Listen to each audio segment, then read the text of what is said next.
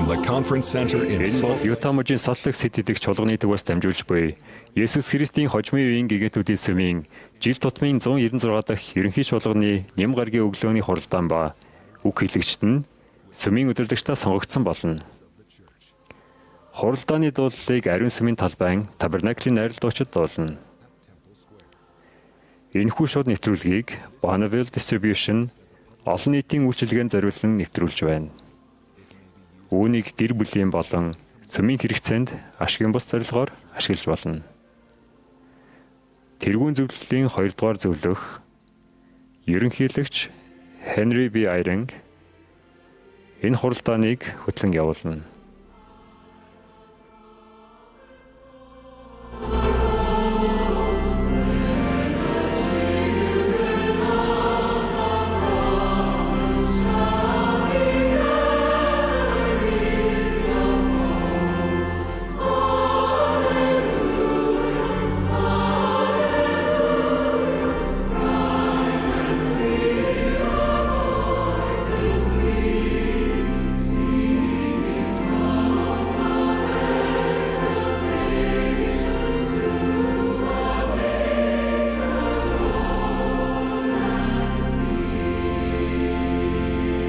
President Henry B. Eyring of the Тэргүүн First зөвлөлийн 2 дугаар зөвлөх ерөнхийлөгч Henry B. Eyring энэ хуралдааныг хөтлөн явуулна. Ах эгч нараа, бид та бүхнийг Есүс Христийн хожмын үеийн гигантнүүдийн сүмийн жил тутмын 196 дахь ерөнхий чуулганы нэм гаргийн өглөөний хуралдаанд тавтай морилно хэмээн урьж байна. Бид Христийн амьсны баярын өглөө энэхүү чуулганд оролцож байгаа дэлхийд аярах гишүүд найз нөхөддөө халуун дотн мэндчилгээг хүргэж байна. Чуулганыг тэргүүлж буй ерөнхийлөгч Даалнхэ Оукс надаас энэ хуралдааныг хөтлөн явуулахыг хүссэн юм. Чуулганд оролцож буй сүмийн ерөнхий эрх мэдлэнүүд, ерөнхий албан тушаалтнуудад бид талархлаа илэрхийлж байгааг хүлээн авна. Энэ хуралдааны дууг ариун сүмийн талбайн Табернаклийн найрал дуучид Мак Уилбергийн удирдлаганд ор дуулж, Бадралт баг бишгүр хөгжмийг Ричард Эллиот, Эндрю Ансворth нар тоглоно. Чуулганы найрал дунд дуу хоолойгоо өргөж буй Дани, Англи, Шинэ Зеланд, Норвеги, Парагвай, Филиппин, Пуэрто Рико, Испани, Швед, Уэльсээс ирсэн найрал дуучид та бүхэнтэй бид мэдчилье. Та нартай хамт байгаадаа бид маш их баяртай байна. Найрал дуучид энэ хуралдааныг энэхүү хүндэтгэлийн өдөр дуулалаар нээсэн бөгөөд одоо Христ энэ өдөр амьдсан дуулалыг бидэнд дуулж өгнө. Дараа нь нэм гаргийн ерөнхийлөгч Paul V. Johnson нээлтийн залбирлыг хэлж, дараа нь найрал дуучид Consider the Lilies дуулалыг дуулнаа.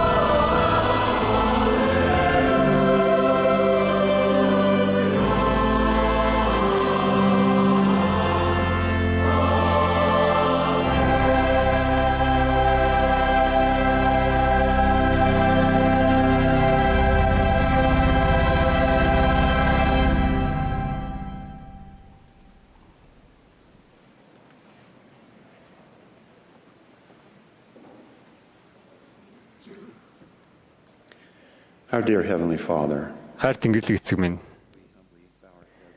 бид даруйхнаар таны өмнө толгой бүхийж Христийн амьсны барийн гайхалтай өдөр таны өмнө цуглаж бэлэг болсон таны хүүд талархан залбирч байна. Түүний амьдлал болон цагаатгал талархаж байна. Бид энэхүү чуулганы хуралдаанд талархаж байна. Энэхүү хуралдааныг боломжтой болгож байгаа бүх хүн талархаж байна. Мөн дуу хөгжмийг тоглож өдөрдөж өгч байгаа хүн болгонд бас захиасыг бэлдсэн хүн болгонд талархаж байна. Та тэдэнтэй хамт байгаарай. Та бас бидний бодол болон зүрх сэтгэлийг нээлттэй байхаар ажиллаарай. Ингэснээр бид урагш тэмүүлж таны бидэнд загсан бүх зүйлсийг биелүүлэхийн төлөө Есүс Христийн нэрээр гуйзалбарч байна. Амен.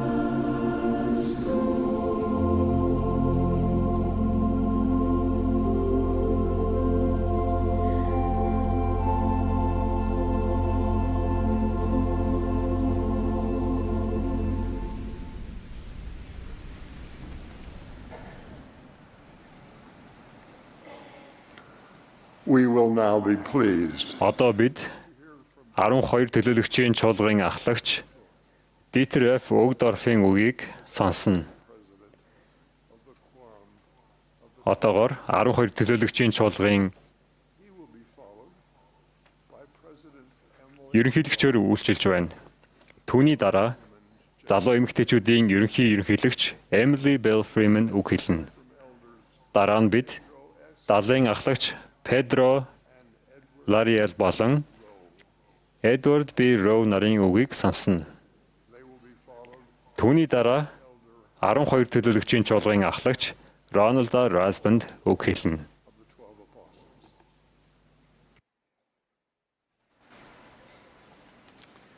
Brothers and sisters, 2000 ахлагч нараа дахин амсны баяр хүргэе. 2000 жилийн өмнө хэдэн эмэгтэй үүр цайхаас өмнө босож хайр дээх эзэн Иесус Христийн цогцыг тавьсан булш руу явжээ. Би тэднийг хэр их гуй гашууд авцсныг төсөөлөхийг хичээсэн ч чадаагүй. Би тэдний сэтгэлийн шаналл, цөхрөл, мухардмал байдлыг төсөөлөхийг хичээсэн ч бас чадаагүй. Магадгүй тэд бүгд яагаад ийм юм болов гэж асуусан байх. Чөтгөрүүдийг зөөн зайлуулж, эрэмдэг хүмүүсийг яларшуулж, өвдснийг идгээж, усан дээгүүр алхаж, тэнгэр элчүүдтэй ярилцаж, сайн мэдээний ажиллагдсан найдвар болон хязгааргүй алдар сууг зааж, түмэн олныг хооллож, үхсдийг амьлуулсан тэр хүн яагаад өөрөө амиа өгөх болсон юм болоо? Өнөөдөр бид аврагч яагаад амиа өгөх ёстой байсныг илүү сайн ойлгож байгаа.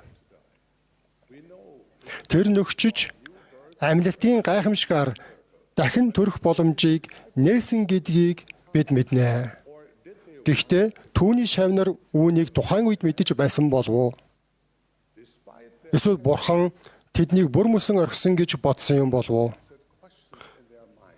Зүрх сэтгэл нь уй гашууд автаж, оюун бодолд нь хариулагдаагүй олон асуулт эргэлзэж байсан ч Магдалины Мария болон түүний найзууд булш руу явцгаасан. Тэд гайхамшиг тохиолдно гэж найдсан учраас, асуултын хариултыг авна гэж бодсон учраас, эсвэл юу болж байгааг бүрэн ойлгосон учраас ирсэн хэрэг биш байлаа. Тэд Иесус Христийг хэмжээлшгүй ихээр хайрлан хүндэтгэлэг байсан учраас ирсэн байв. Тэд амлагдсан Месая хэмээн хүндэтгэж, дагсан тэр хүндээ сүсэг бишрэл, хайраа илэрхийлэхийн тулд чин сэтгэлээсээ үйлчлэхийг хүсэн ирсэн байв. Тэд дэлхий харанхуй байх үед харанхуй гээгүүлдэг гэрэл рүү очих нь хамгийн зөв гэдгийг мэддэг байсан учраас ирсэн байв. Мариа болон түүнтэй хамт ирсэн эмэгтэйчүүдийн тэр нэм гаргийн өглөө олж мэдсэн зүйл дэлхийг үрд өөрчилсөн. Булшнаас хадыг өнхрүүлэн зайлуулсныг тэд хараад дотогш орсон боловч эзэн Иесусийн цогцыг олсонгүй. Ийхүү тэднийг хэрхэхээ үл мэдэн байтал үзэх түн гэрэлсэн ховцтой хоёр хүн гэнэт тэдний хажууд зогсож байлаа. Та нар юунд үхсдийн дунд амьд нэг хайна вэ? Тэр энд байхгүй. Тэр амилсан гэв. Энэ хоосон булшин дээр босон энэхүү уулзалт тэднийг үрд өөрчлөө зогсохгүй дэлхийг өөрчилсөн. Олон хүн Иесусыг Назарын мужаан эсвэл Галилийн аялагч, номлогч гэж төсөөлж магадгүй. Тэд түүний дэлхийн шашны түүхэнд үзүүлсэн чухал нөлөөг анзаарч магадгүй. Гэвч энэ хоосон булшин Иесус Христ зүгээр нэг түүхэн хүн биш гэдгийг зоригтой заадаг. Бид түүнийг нас баргасны дундаас хайдаггүй. Тэр амилсан. Тэр чулуун булшин торгидоогүй шиг судрын хуудсан дэх түүхүүдээр хязгаарлагдахгүй гэдгийг бид ойлгодог. Судрууд бидэнд Иесус хэн байсныг төдийгүй түүнийг хэн болохыг заадаг. Тэр нэм гаргийн өглөө болсон явдлын ачаар бид Иесус Христийн тухай одоо цаг дээр ярьж чаднаа. Тэр өнөөдөр яг одоо амьд. Тэр амьд бөгөөд өөрийн сүмд болон түүнийг дагдаг хүмүүсийн амьдралд идэвхтэй тасралтгүй нөлөө үзүүлдэг. Тэр биднийг удирдах, тайвшруулж, сонсож, айцыг маань намжааж, нулимсыг арчдаг. Амьсан Христ Бурхны хүчээр бүх саад бэрхшээлийг даван туулж чадна хэмээн заадаг. Иесус Христ үхлийг ялсан тул тэр бидэнд ялгарч тулгарч буй аливаа аюул төөрөгдөл эргэлзээг гарцаагүй ялан дийлж чаднаа. Хоосон булшин дээр байсан тэнгэр элчүүд Мария болон түүний найзуудад дараах хоёр урилгыг өгсөн. Нэгдүгээрт эрх тун түүний хэвтэж байсан газрыг үзэх тун. Хоёрдугаарт хурдан очиж шавнарт нь тэр үхсдээс амилжээ гэж хэл гэв. Цаг хугацаа өнгөрөхөд аврагч бүх хүнд үүнтэй адил урилгыг буюу бүх ертөнд зөөр явж сайн мэдээг хамаг бүтээлд тунхаглах тун хэмээн урилгыг өгсөн. Эрт үеийн итгэгчид ийм тунхагладаг байсан. Удалгүй Иесус Христийн амьлалтын сайн мэдээ бүх үндэстэнд тархав. Энэхүү гайхамшигт ажил өнөөдөр ч үргэлжилж бид түүнийг замыг 150 гаруй улс оронд үг үйлсээрээ тунхаглаж байна. Than 150 countries. But it's worth Гэхдээ хэрхэн ийм хуваалцаж ихэснийг санах нь зүйтэй байх. Нэг ням гаргийн өглөө эрт Мария хэдэн найзынхаа хамт уй гашуу айдас хариулагдаагүй асуултуудтай байсан ч хоосон булшин дээр очиж түүний амьлалтын гайхамшигт үннийг өөрсдөө мэдэж авсан. Христийн амьлсан өглөө хэдэн эмэгтэй энэ дэлхийн түүхэн дэх хамгийн агуу үйл явдлын анхны гэрчүүд болсон мөчөөс сайн мэдээг хуваалцаж эхэлсэн. Бид ч мөн адил хуваалцах ёстой. Бид хоосон булшин дээр очиж үүний утга учирыг боддоор мэдэрч эргээд тэр гэрчлэлээ бусадтай хуваалцах ёстой. Хэдийгээр бид тэр ариун өдрөөс хэдэн мянган жилийн дараа амьдарч байгаа ч бид бол Иесусийн хараагүй атлаа итгэсэн хүмүүст ерөөлтөё гэж айлдсан тэр хүмүүсийн төлөөлөл юм. Аврагч бидний хүн нэг бүрд хувьдаа ариун нандин сүнслэг туршлага мэдлэгтэй болохыг даалгасан. Эдгээр туршлагын ачаар бид хоосон булшны утга учир болох Иесус Христ амьд бөгөөд түүнийг эрэлхийлдэг бүх хүнийг үргэлж эцэлдэг гэдгийг өөрсдөө ойлгож авч чаднаа. Бид ч бас Иесусийн урилгыг хүлээн авч хоосон булшны тухай гайхамшигт мэдээг түгээж чаднаа. Би зөвхөн одоо төдийгүй ирээдүйн хойч үеийнхэнд насан туршийн ажлуудыг авчрах бүрэн цагийн номлолд үйлчилж чаднаа. Бид өдөр тутмын амьдралдаа шавийн эр зөрөгтэй даруй үйлсээр дамжуулан насан туршийн номлогч болох урилгыг хүлээн авч шин шийдэмгий байдлыг мэдэрч чаднаа. Бид Христийн замаар алхаж өдөр болон шөнө Бурханд байдгаараа хичээнгүйлэн үйлчилж чадна. Амьсан Христийн захиалсан дагуу амьдрах нь бидний аврагчаа гэсэн чин сэтгэл болон хайрыг гэрчилдэг. Бидний тууштай байдал, эр зориг, даруй үйлчлэл, бурханлаг болон түүний хүүхдүүдийг гэсэн хайр дан үгээр илэрхийлж чадхаас хамаагүй илүү уран яруу хүчтэйгээр ярих болно. Зарим хүн амьдралын нөхцөл байдал, сайн мэдээ эсвэл сүмтэй холбоотой шийдэгдээгүй асуудлуудаас болж бүрэн дүүрэн амлалт өгөхөөс эргэлзэж магадгүй. Гэхдээ Мария болон тэр өглөө түүнтэй хамт байсан эмэгтэйчүүдийн адил бүх зүйл харанхуй мэд санагдаж байсан ч бид итгэл, зориг, даруй байдлаар урагшилж аврагчийн гэрэл өвд алхтааг. Ингэснээр эцэст нь ойлголт илүү тодорч бидний итгэлийг шагнах нь гарцаагүй. Өглөөний нарны элч гэрэл адил бид Бурхны хүүгийн хайр, эдгээлтийг мэдрэх болно. харанхуй нь мөнхийн гэрэлд зам тавьж өгөх болно. Ах эгч нараа, өглөө бүрийн мандах нар бидэнд Иесус Христ бол энэ амьдралаар уй гашуугийн хөндийгөөр баяр баясгалангийн үзэсгэлэнтэй уусаар тодорхойгүй байдал уруу таталтын далайгаар хэрэн аялалдах хайраар дүүрэн нэгүүлсэнгүй тэнгэр дэх эцэгтэй аюулгүй буцаж очиход хүргэдэг гэрэл гэдгийг сануулдаг байх болтугай. Ах эгч нараа, хэрв бид Христтэй таарахыг хүсвэл эцэст нь хоосон бош руу л очих ёстой. Бид өөрсдөө бүү цовдлогдсон Иесусыг хайж бөгч нь мэдэж байна. Тэр энд байхгүй. Тэр амилсан гэх ажиглагдсан үгсийг мэдэж авах хэрэгтэй. Эдгээр үг биднийг өөрчлөнө. Эдгээр үг биднийг Христийн нэрийг өөрсдөө авахд урамшуулах болно. Тэр мөчөөс эхлэн Христийн гэрэл бидний дотор улам ихээр гэрэлтэж нөлөөлж эхэлнэ. Энэ цаг хугацаа өнгөрөхөд бидний зүрх сэтгэлд агуу өөрчлөлтийг авчирч бидний үргэлж сайныг үлдэх хүслээр ажиллах болно. Иесус Христ болон түүний сэргээгдсэн сайн мэдээ сонголт хийхэд маань туслах хөтөч ба хүч чадал болж энэ амьдралд баяр баясгалан аз жаргалыг авчирч үрд мөнхөд үргэлжлэх болно.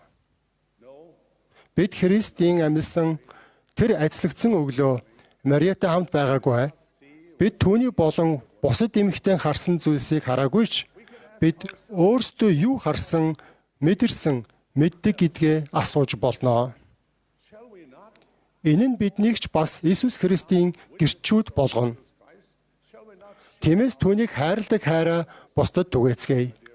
Хайрт найзууд минь, энэхүү Христийн амьсны баярын ариун өглөө би гэрчлэлээ хуваалцмаар байна. Тэр амьсан.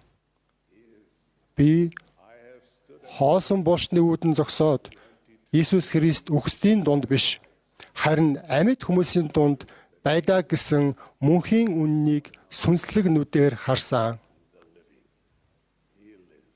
Тэр амьд. Энэ гэрчлэл амьдралыг маань бүхэлд нь өөрчилсөн.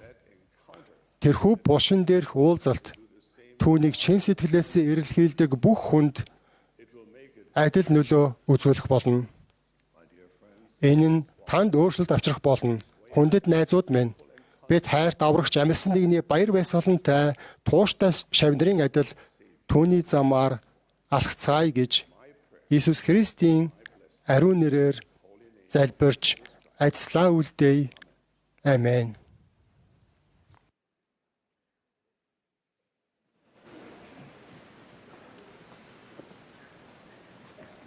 Several weeks ago, we began өмнө бид охиныхоо хормонд бэлтгэж эхэлсэн юм.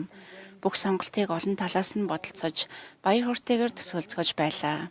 Гэтэл миний нөхөр Грег утсаар нэгэн таагүй дуудлага хүлээж авав. Хавдрын эмч бидний сонсохоос эмээж байсан хариуг хэллээ. Грегийн хорт хавдар дахин сэтэрчээ. Хамгийн гайхалтай өдөр хэдхэн минутын дотор хамгийн хэцүү өдөр болж хувирч болох нь сонирн биш гэж юу? Энэ бол мөнх бус амьдрал, сорилтын талбар, өсөж хөгжөхөд зориулагдсан газар. Бурхан мөнх бус амьдрал биднийг сорихыг зөвшөөрдөг бөгөөд үүнд хамгийн гайхалтай ба хамгийн хэцүү өдрүүд аль аль нь багтдгийг би ойлгосон. Бид тэр өдрүүдийг хэрхэн даван туулах вэ? Петрийн түүх бидэнд Христийн мөнхийн үннээс зурж, түүнтэй хамт алхах үед хүч чадал ирдэг гэдгийг заадаг. Цэзар Филиппийн нутагт Иесус ирээд шавнараасаа хүмүүс хүний хүүг хэн гэж ярьж байна вэ гэж асуув. Тэд хоосон тор дүүрч, далайн шуурга намжиж, далх үржиж, үхсэд амьлахыг харсан билээ. Петр, та бол Христ, амьд бурхны хүү мөн гэхэд Иесус, Симоно чи ерөөлтөе. Учир нь үүнийг чамд мах цус нь биш, харин тэнгэр дэх эцэг минь илчилсэн юм гэж хариулсан. Тэр өдөр хамгийн гайхалтай өдөр мэт санагдсан байх. Сүнс мөнхийн үннийг баталсан бөгөөд Петр үнийг зоригтойгоор гэрчилсэн. Гэвч ердөө 3 шүлгийн дараа байдал өөрчлөгддөг. Иесус удахгүй болох үхлийнхээ талаар ярьж эхлэхэд Петр ийм танд хизээш бүү тохиолдог гэж зэмлэн хэлсэнд аврагч тэр даруй миний араас зайл сатана гэв. Петр аврагчийг өгөхийг хүсээгүй тул сайныг санаж хэлсэн ч Бурхны хүүгийн төлөвлөгөөг ойлгоогүй. Петрийн түүх 3 шүлгийн дотор хамгийн гайхалтай өдрөөс хамгийн хэцүү өдөрт хувирсан юм. Петрийн түүхээс бид мөнхийн үннийг хормын төдийд олдгүй бөгөөд гэрчлэл нь гайхалтай эсвэл хэцүү өдөрч бай. Өдрөөс өдөрт цаг хугацааны явцад бий болдог гэдгийг суралцдаг. Эдгээр мөнхийн үнэн нь ихэвчлэн урлагаар нотлогддог. Матай 14-т Иесус завинд ойртон ирэхэд Петр болон бусад шавнаар шуурган давтсан байв. Петр эзэн хэрв та муу юм бол усан дээгүүр алхаж тань дээр очихыг над тушаагач гэхэд Иесус хариуд нь ир гэж урьсан. Тэгээд Петр завнаасаа гарч усан дээгүүр алхлан Иесус руу явв. Хамгийн гайхалтай өдөр байлаа. Гэвч дараагийн шүлэгт Петр салхи хараад айн живж эхэлдэг талаар бид уншдаг. Хэдхэн хормын дотор л хамгийн хэцүү өдөр болсон. Та хэзээ нэгэн цагт их эзний урилгыг хүлээж авчихад тэр ажилд өөрийгөө тэнцэхгүй гэж бодож байсан уу? Эргэлзэх, живж буй мэдрэмж гэж юу болохыг бид бүгд мэднэ. Гэвч Петр хүнд хэцүү санагдсан тэрхүү урилгыг хүлээн авах үед Иесус хаана байсныг санаарай. Тэр эрэг дээрээс юм уу? Аюулгүй завин дотроос тушаал өгч суугаагүй. Харин тэр Петртэй хамт гар хүрхээр зайд усанд байсан. Та хамгийн гайхалтай бас хамгийн хэцүү өдрүүддээ ч их эзний урилгыг хүлээн авах үед үннийг мэдэх болно. Одоо бас нэг түүхийг авч үзье. Энэ удаад хамгийн хэцүү өдрөөс нь эхлэе. Христийг баривчлагдсан шөнө Петр түүнийг азарган тохиод онготхоос өмнө 3 таа үгүйсгэсэн билээ. Лук эзэн эргэж Петрийн зүг харав гэж бичсэн байдаг. Би тэр харцын талаар байнга боддог. Иесус хамгийн хэцүү нь дуусаагүй гэдгийг мэдэж байсан. Тэр өмнө нь маш хэцүү сорилтууд байгааг мэдэж байсан. Петр тэр харцыг хараад азарган дахиад онгодох тухай Иесусийн анхааруулгыг сансныг бид Лукийн номноос уншдаг. Иесус тэр өдөр итгэлчин зүрхэхгүй тулд би чиний төлөө залбирсан. Чи нэгэн цагт дахин эргэж ах дүүсээ батжуул хэмээн Петр хэлсэн урмын үгсээ санаж байсан болов уу гэсэн бодол надад өөрийн ирэхгүй төрдөг. Магадгүй тэр харц бүтлгүүтлийг зэмлсэн биш, харин Петрийг тохиогч байгаа хамгийн хэцүү мөчүүдийг буюу шүүлт, загалмай, бусны мөчүүдийг даван тулахтан туслах хүч чадал өгөх харц байсан байхаа. Тэр хүнд өдрүүд өнгөрч шүнжин загасчлсны дараа Петр Иесус хоёр Галилийн эрэг дээр зогсож байв. Тэр өдөр аврагч миний хондийг тэжээ гэсэн өөр нэгэн урилга өгсөн. Петрийн итгэл унаагүй бөгөөд Иесус Христийг хайрлах гүн хайрынх нь улмаас түүнийг агуу ажил хүлээж байв. Петр зүгээр нэг загасчин биш, харин хончин болох ёстой байв. Заримдаа бүх зүйл талаар болсон мэт санагдах үед, ялангуяа бидний хамгийн хэцүү өдрүүдэд их эзний амлалтууд бидний амьдралд биелэх хэсгэд бид эргэлздэг. Петрийн түүхэнд тэдгээр нь биелэхийг бидэнд сануулдаг. Түүхэнд Петрийг эцгийн төлөвлөгөөний замд саад болохыг оролдсон, итгэлгүй байдлаасаа болж живэх шахсан, мөн аврагчийг 3 таа үгүйсгэсэн нэгэн гэдгээр харуулж болох бөгөөд энэ нь ч үний юм. Гэвч Петр усан дээгүүр алхсан нь Иесус Христ бол Бурхны хүү гэдгийг гэрчилсэн анхны төлөөлөгч байсан нь. Мөн их эзний сүмийг тэргүүлэх санварын түлхүүрийг хүлээн авсан нь ч бас үнэн. Магадгүй Петр их эзний хүссэн хүн болохын тулд хамгийн хэцүү өдрүүдэгч мөн хамгийн гайхалтай өдрүүдэгч туулах хэрэгтэй байсан байхаа. Өнөөдөр таны хувьд хамгийн гайхалтай өдөр үү, хамгийн хэцүү өдөр үү гэдгийг би мэдэхгүй. Гэвч би танд нэг зөвлөгөө өгье.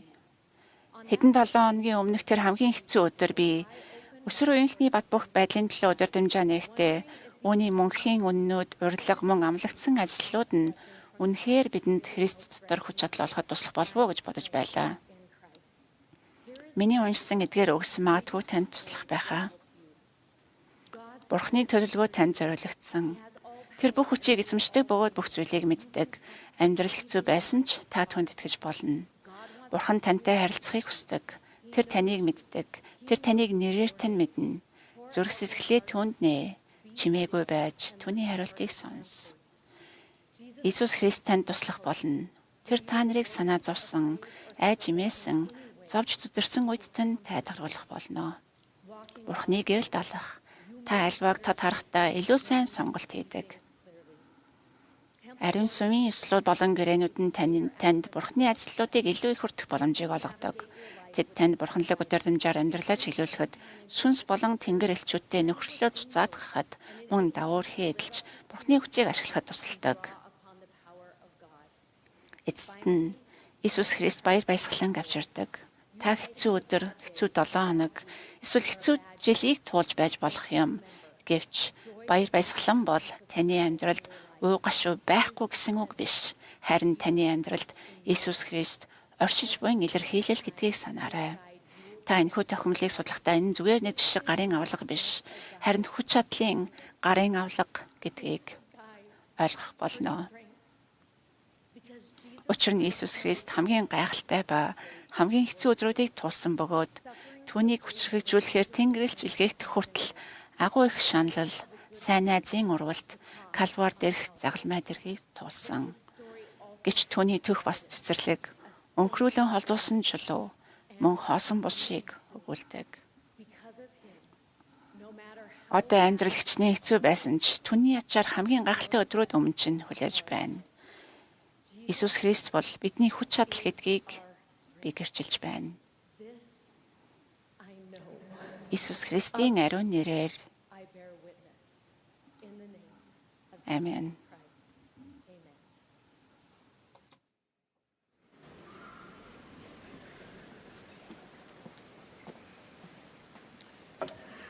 My dear brothers and Хайрт sisters, ахигч нар минь, аврагч та нарыг хичнээн хайрлахыг мэдхүү. Хэрв та мэдэхгүй эсвэл энэ талаар хизээч бодож байгаагүй бол энэхүү захиасын төгсгөлд уг асуултын хариултыг хэрхэн олохоо мэдэж авна гэж найдаж байна. Хэдэн 7 хоногийн өмнө Brigham Young-ийн их сургуулийн оюутнуудад зориулсан онцгой цугларалтын үеэр бидний бошиглогч, ерөнхийлөгч Даалнхийн өвгс дараах бодлоо хуваалцаж үгээ эхэлсэн юм. Ерөнхийлөгч Russell M. Nelson-ийн ирэх өдрүүдэд ариун сүнсний заан чиглүүлж, удирдах, тайтгаруулах, байнга хамт байх нөлөөгүйгээр сүнслэгээр оршин тогтнох боломжгүй байх болно хэмээн бидэнд анхааруулсныг онцлох хэрэгтэй гэж бодож байна. Ариун сүнсний байнгын нөлөө танд хэрэгтэй. Олон шалтгааны нэг нь дайсан үнэнийг өнгөлн далдлахдаа гарамгай болсон энэ цаг үед амьдарч байгаа явдал юм. Хэрв танд ариун сүнс байхгүй бол та хуурдагдах болно. Бид ариун ёслоос хүртэхийн тулд хувьдаа бэлтгэснээр тэрхүү ариун сүнсийн нөлөөг 7 хоног бүр шинчилж чадна. Амьсан их эзэн Америкт дайлчилж итгэлтэй нефачууд лимэнчүүдийн дунд энэхүү ёслолыг тогтоож байхдаа ариун ёслолын ач холбогдлыг онцлон хэлсэн. Тэрээр ариун ёслолын бэлэгдлийг ажиллаж, шав нартаа болон олон түмэнд хүртээхийн зэрэгцээ мөн намынчилж, мөн миний нэрээр баптизм хүртсэн тэдэнд та нар үүнийг үргэлж үйлдэх болно. Мөн та нар үргэлж намайг санаж байгаагаа эцэгт гэрчилж болохын тулд миний та нарын төлөө асгаруулсан цусыг дурсаж үүнийг та нар үйлдэх болно. Мөн хэрв та нар намайг үргэлж санах аваас миний сүнс та нартай хамт байх болно гэж тушаасаа. Ариун ёслол бол Мосегийн хуулийн цус ба шатаал тахил өргөх хуулийг оролдог ёслол юм. Бид энэхүү ёслоос хүртэх үедээ аврагчийн өгсөн амлалтыг хүлээн авах боломжтой. 3-р Нефа 9:20 мөн харуулсан зүрх, мөн гэмшсэн сэтгэлтэйгээр надад ирэх хэн боловч түүнд би галаар мөн ариун сүнсээр баптизм хүртээн гэж заасаа.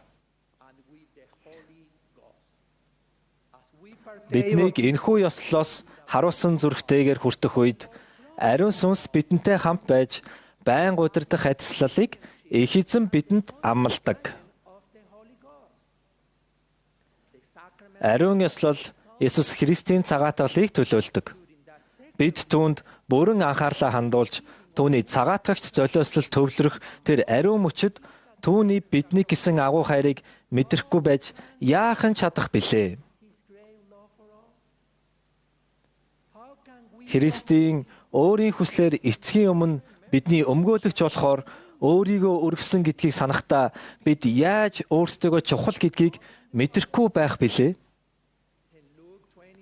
Луг 22:19-20 тэр талах авч талархал өргөөд хуваан тэдэнд өгөхдөө энэ бол та нарын төлөө өгөх миний бие мөн.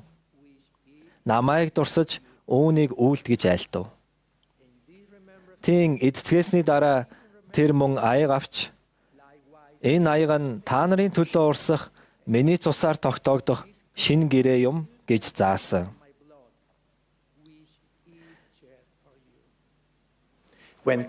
Христ Лукийн номд гардаг дараах үгсийг хэлэхдээ бидэнд анхаарлаа төвлөрүүлсэн бөгөөд ариун ёслолыг бидний тусын тулд өгсөн.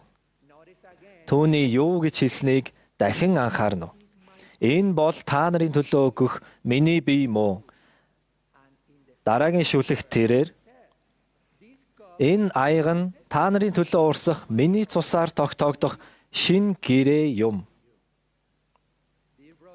Хүндэт ах эгч нараа, их эзэн ариун ёслол нь миний төлөө мөн таны төлөө гэдгийг онцлон сануулахын тулд та нарын төлөө гэсэн үгсийг ахин дахин ашигласан. Ариун ёслолын ёслол хэсэг нь уг цуглааныг сүмдэх хамгийн ариун нандин чухал цуглаан болгодог. Ариун ёслолын үеэр бид оюун ухаанаасаа бүхий л дэлхийн бодлуудаа зайлуулахыг хичээх ёстой. Бид залбирч бишрэл хүндэтгэлтэй байх ёстой. Энэ бол шашны бус ном сэтгүүл унших цаг биш. Бөгөөд гар утсаа оролдох цаг биш юм. Энэхүү ариун цаг үе бол түүний бидний хайрлах хайрыг мэдэрч түүнийг дурсан санах, бид хизээж ганцаараа биш гэдгийг түүний сүнс бидэнтэй хамт байж сорилт бэрхшээлийн үед бидэнд туслах болно гэдгийг мэдэх цаг юм. Ерөнхийлөгч Даалныхын өгс ариун ёслолын цуглаанд 7 хоног бүр оролцож ариун ёслолоос зохих ёсоор хүртвэл түүний сүнсийг үргэлж өөрсөдтэйгөө хамт байлгах амлалтад бид тэнцэх болно хэмээн заасан. Ариун сүнсний бэлэг бол биднийг зөв сонголт хийх, бүх нүглээс ариусгахад хөтэлдэг луужин юм. Есүс Христийн амьсныг тэмдэглэж буй энэ ям гарагт би та бүхнийг бүх хүч чадал, хайраараа ариун ёслоос хүртэхдээ сүнслэг бэлтгэл, бишрэл хүндэтгэлээ нэмэгдүүлэхэд шийдэмгий байхыг урьж байна. Энэ бол амин чухал юм. Ерөнхийлөгч Нельсоны хэлснээр энэ хожмын өдрүүдэд ариун сүнсний нөхөрлөлгүйгээр сүнслэгээр оршин тогтнох боломжгүй. Есүс Христ амьд бөгөөд биднийг мэддэг гэдгийг би мэднэ. Түүний мотор үргэлж дэлгээстэй. Бидэнд туслахад бэлэн байдаг билээ. Тэрээр биднийг ойлгож чадхаас маань илүү хайрладаг. Дайсны амардаггүй энэ хожмын өдрүүдэд бидний хүн нэг бүр ариун ёслоос хүртэж ариун сүнсний нөлөөнд байхын хэрээр аврагчийн хайрыг мэдрэх болтугай гэж би залбирч байна.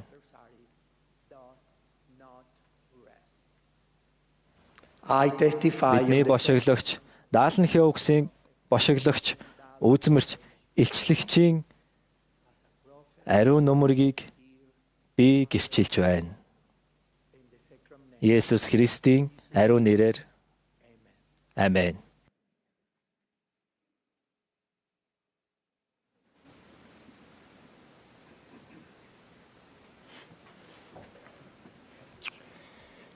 When I listened to Христийн амьсны баярын энэ өглөө би Есүс Христээр амьдралаа чиглүүлэх нь ямар хэрэгтэйг ойлгоход тусалсан нэгэн туршлагыг хуваалцмаар байна.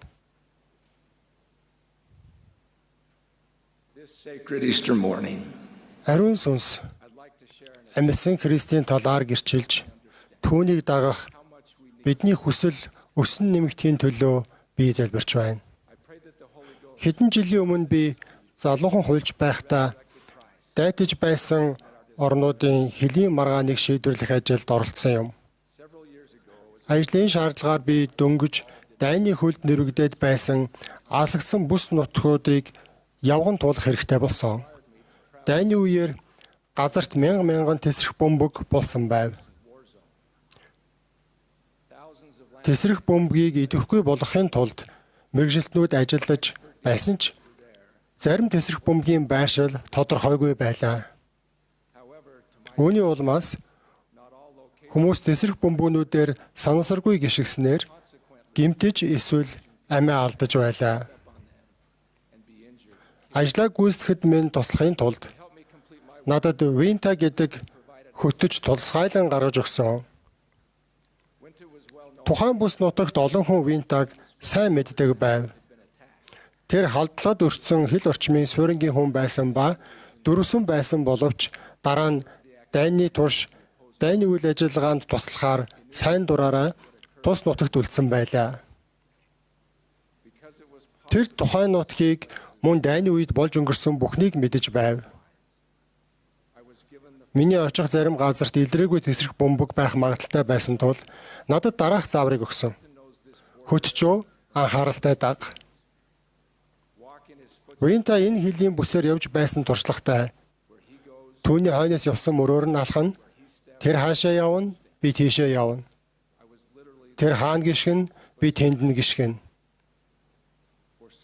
Би Винтагийн явсан замаар яг таг дагаж явах ёстой байсан юм. Хэдэн өдрийн турш би Винтаг даган хил орчмын олон газраар алхсан. Эхэндээ би цэргийн нуувч, суурьсан тосгод айрмууд байрлаж байсан олон газраар алхаж явахдаа сэтгэл түгшиж, эргэлзэж байлаа. Бид хамтдаа алхаж аюулгүй явахын хэрээр миний эргэлзээ багасж эхэлсэн юм. Винтагийн ачаар би ажлаа аюулгүй дуусгаж, гэртээ 9 минут эргэж ирсэн юм. Явсан мөрөөр нь дагаж явахдаа би хөтчдөө маш их итгэж талархах болсон.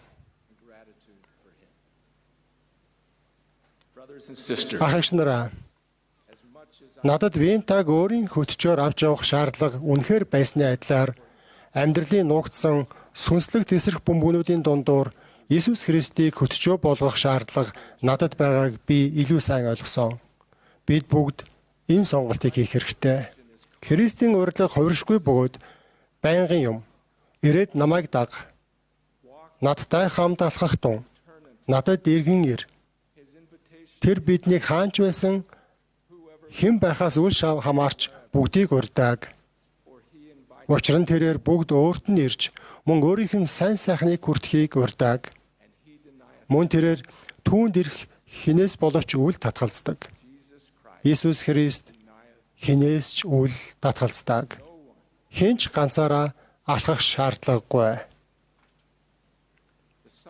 Бурхны хүү Тэнгэр ба газрын эцэг эхлэлээс бүх зүйлийг бүтээгч тэр зүдэрч зүтгэгсэд хийгээд хүнд ачаа үүрсэн биднийг сул тал алдаа дутагдaltaйгаа хамт өөрийг нь хөтчөө болгон алхахыг урьдаг. Иесус Христ эцэгт бүрэн дуулууртай байсан ба би та нарт үлгэр жишээ үзүүлсэн. Та нар миний хийхийг харсан. Бүр түүнийг та нар хийх болно гэж тунхагласан. Бид түүний төгс үлгэр жишээг дагахыг хичээх үед тэр биднийг хүчрэгжүүлж сатаны сүнслэг тесрэх бөмбөгнөөс хамгаалах болно. Аврагчийн цагаатгал бол хязгааргүй бөгөөд түүний урилга хувь хүн бүрд чиглэдэг. Тэр биднийг өөрийг нь хувийн хөтөч болгохыг урьдаг. Тэр зөвхөн хүн төрлөختний төлөө ерөнхийд нь бус. Харин бидний хэн нэг бүрийн төлөө зовсон. Ерөнхийлөгч Рассел М. Нельсон ийм заасан. Иесус Христ таны нүглийг, таны өвчнийг, таны зовлонг, таны сул дорой байдлыг өөр дээр авсан. Товчхондоо тэр таныг хувь хүний хувьд мэддэг тул бусдаас ялгарх давуу болон сул талууд нөхцөл байдалтай үндэслэн хэрхэн удирдан чиглүүлэхээ мэддэг. Бидний амьдралын замнал ялгаатай боловч бүгд гэрээний зам дээр байх ёстой. Учир нь энэ бол Христийн зам юм. Бид Иесус Христэд итгэх итгэлээ ашиглаж, намынчилж, ариун нандин амлалтууд өгөх буюу түүнтэй гэрээнүүд байгуулснаар тэр замд орж бидний хөтөж болох Иесус Христтэй холбогддог. Бид ариун сүм гэх мэт ариун газруудад байж, ариун ёслолоос хүртэж, залбирч, судраас суралцсан, бусдад тохинулснаар ариун нандин туршлагуудыг олж аван гэрээний зам дээрх түүний явсан мөрийг дагдаг. Ийм байдлаар бид хөтөчтэйгөө илүү их цагийг өнгөрөөж түүний үлгэр жишээг дагахыг хичээх тусам түүнтэй болон Тэнгэрлэг эцэгтэйгээ гүн гүнзгий онцгой харилцаа тогтоох болно. Бид аврагчийн хайрыг мэдэрч түүний хүч чадлаар ажиллагдаж түүнд илүү их итгэх болно. Бидний мөн чанар хүртэл түүнтэй илүү адилхан болж өөрчлөгдөх болно. Бид илүү их баяр баясгалан мэдрэх болно. Түүний хайрлах хайр, талархал өсөн нэмэгдэх болно. Аврагч бол бидний төгс хөтөч. Харин бид бол төгс бус дагагчид. Гарцаагүй бүгд нүгэлүүлсэн тул Бурхны алдар сууд хүрдэггүй. Бидний хайр Тэнгэрлэг эцэг үүнийг мэдэж байсан. Тиймээс тэр бидэнд аврагчийг өгсөн ба Христ цагаатгалаараа дамжуулан хуулийн шаардлагыг гүйцэлсэн тул биднийг бүдчин алхах үед бүрэн эдгэх бүх хүч чадлыг эцэг түүнд өгсөн. Би үүнийг үнэн гэдгийг мэднэ. Сүнслэг тесрэх бөмбөгт өртөж гэмтсэн үедээ би Христэд итгэж чин сэтгэлээсээ намжлан түүний гэтэлгэгч эдгээгч хүчийг мэдэрсэн. Иесус Христ намайг сүнслэг байдлын хувьд эдгээсэн. Таныг ч мөн эдгэн гэдгийг би амлаж байна. Түүний дараах урилгыг хүлээн аваарай. Би та нарыг эдгэж болохын тулд та нар идүүгээ надад эргэн ирж мөн нүглүүдээ намынчилж мөн хөрвүүлэгдэхгүй гэж юу? Миний нэгүслийн мотор та нарын зүг сунгаастай байна. Мөн ирэх хэнийг боловч түүнийг би хүлээн авах болно. Тиймээс Иесус Христ зөвхөн төгс төгөлдөр хувийн хөдөж төдийгүй амилсан гэтэлгэгч эдгээгч эзэн юм. Тэр хэрэг гэмтсэн эсвэл түүний дагахад өөрийгөө хичнээн төгс бус хангалтгүй гэж бодож байсан ч тэр танд хайртай. Түүний нэгүслийн мотор одоо ч гэсэн тань руу сунгаастай байна. Түүний мотроос атгаарай. Христийн амьсны баярын энэ өглөө бид бүгд өөрийг нь хөтчөө болго мөн өөртөө нь хамт алах хэмээх Христийн урилгыг хүлээн авах болтугай. Зовж эсвэл замаасаа гажих үед маань тэр биднийг мөн таныг эдгэж болохын тулд түүн рүү эргэн очицгоё. Ерхийлж даална өгсөн хэлсэнчлэн Иесус Христ бол зам юм. Бид үүнийг гэрчилж байна. Өөрийн хайрладаг амьсан Христийг би гэрчилж байна. Иесус Христийн нэрээр амен.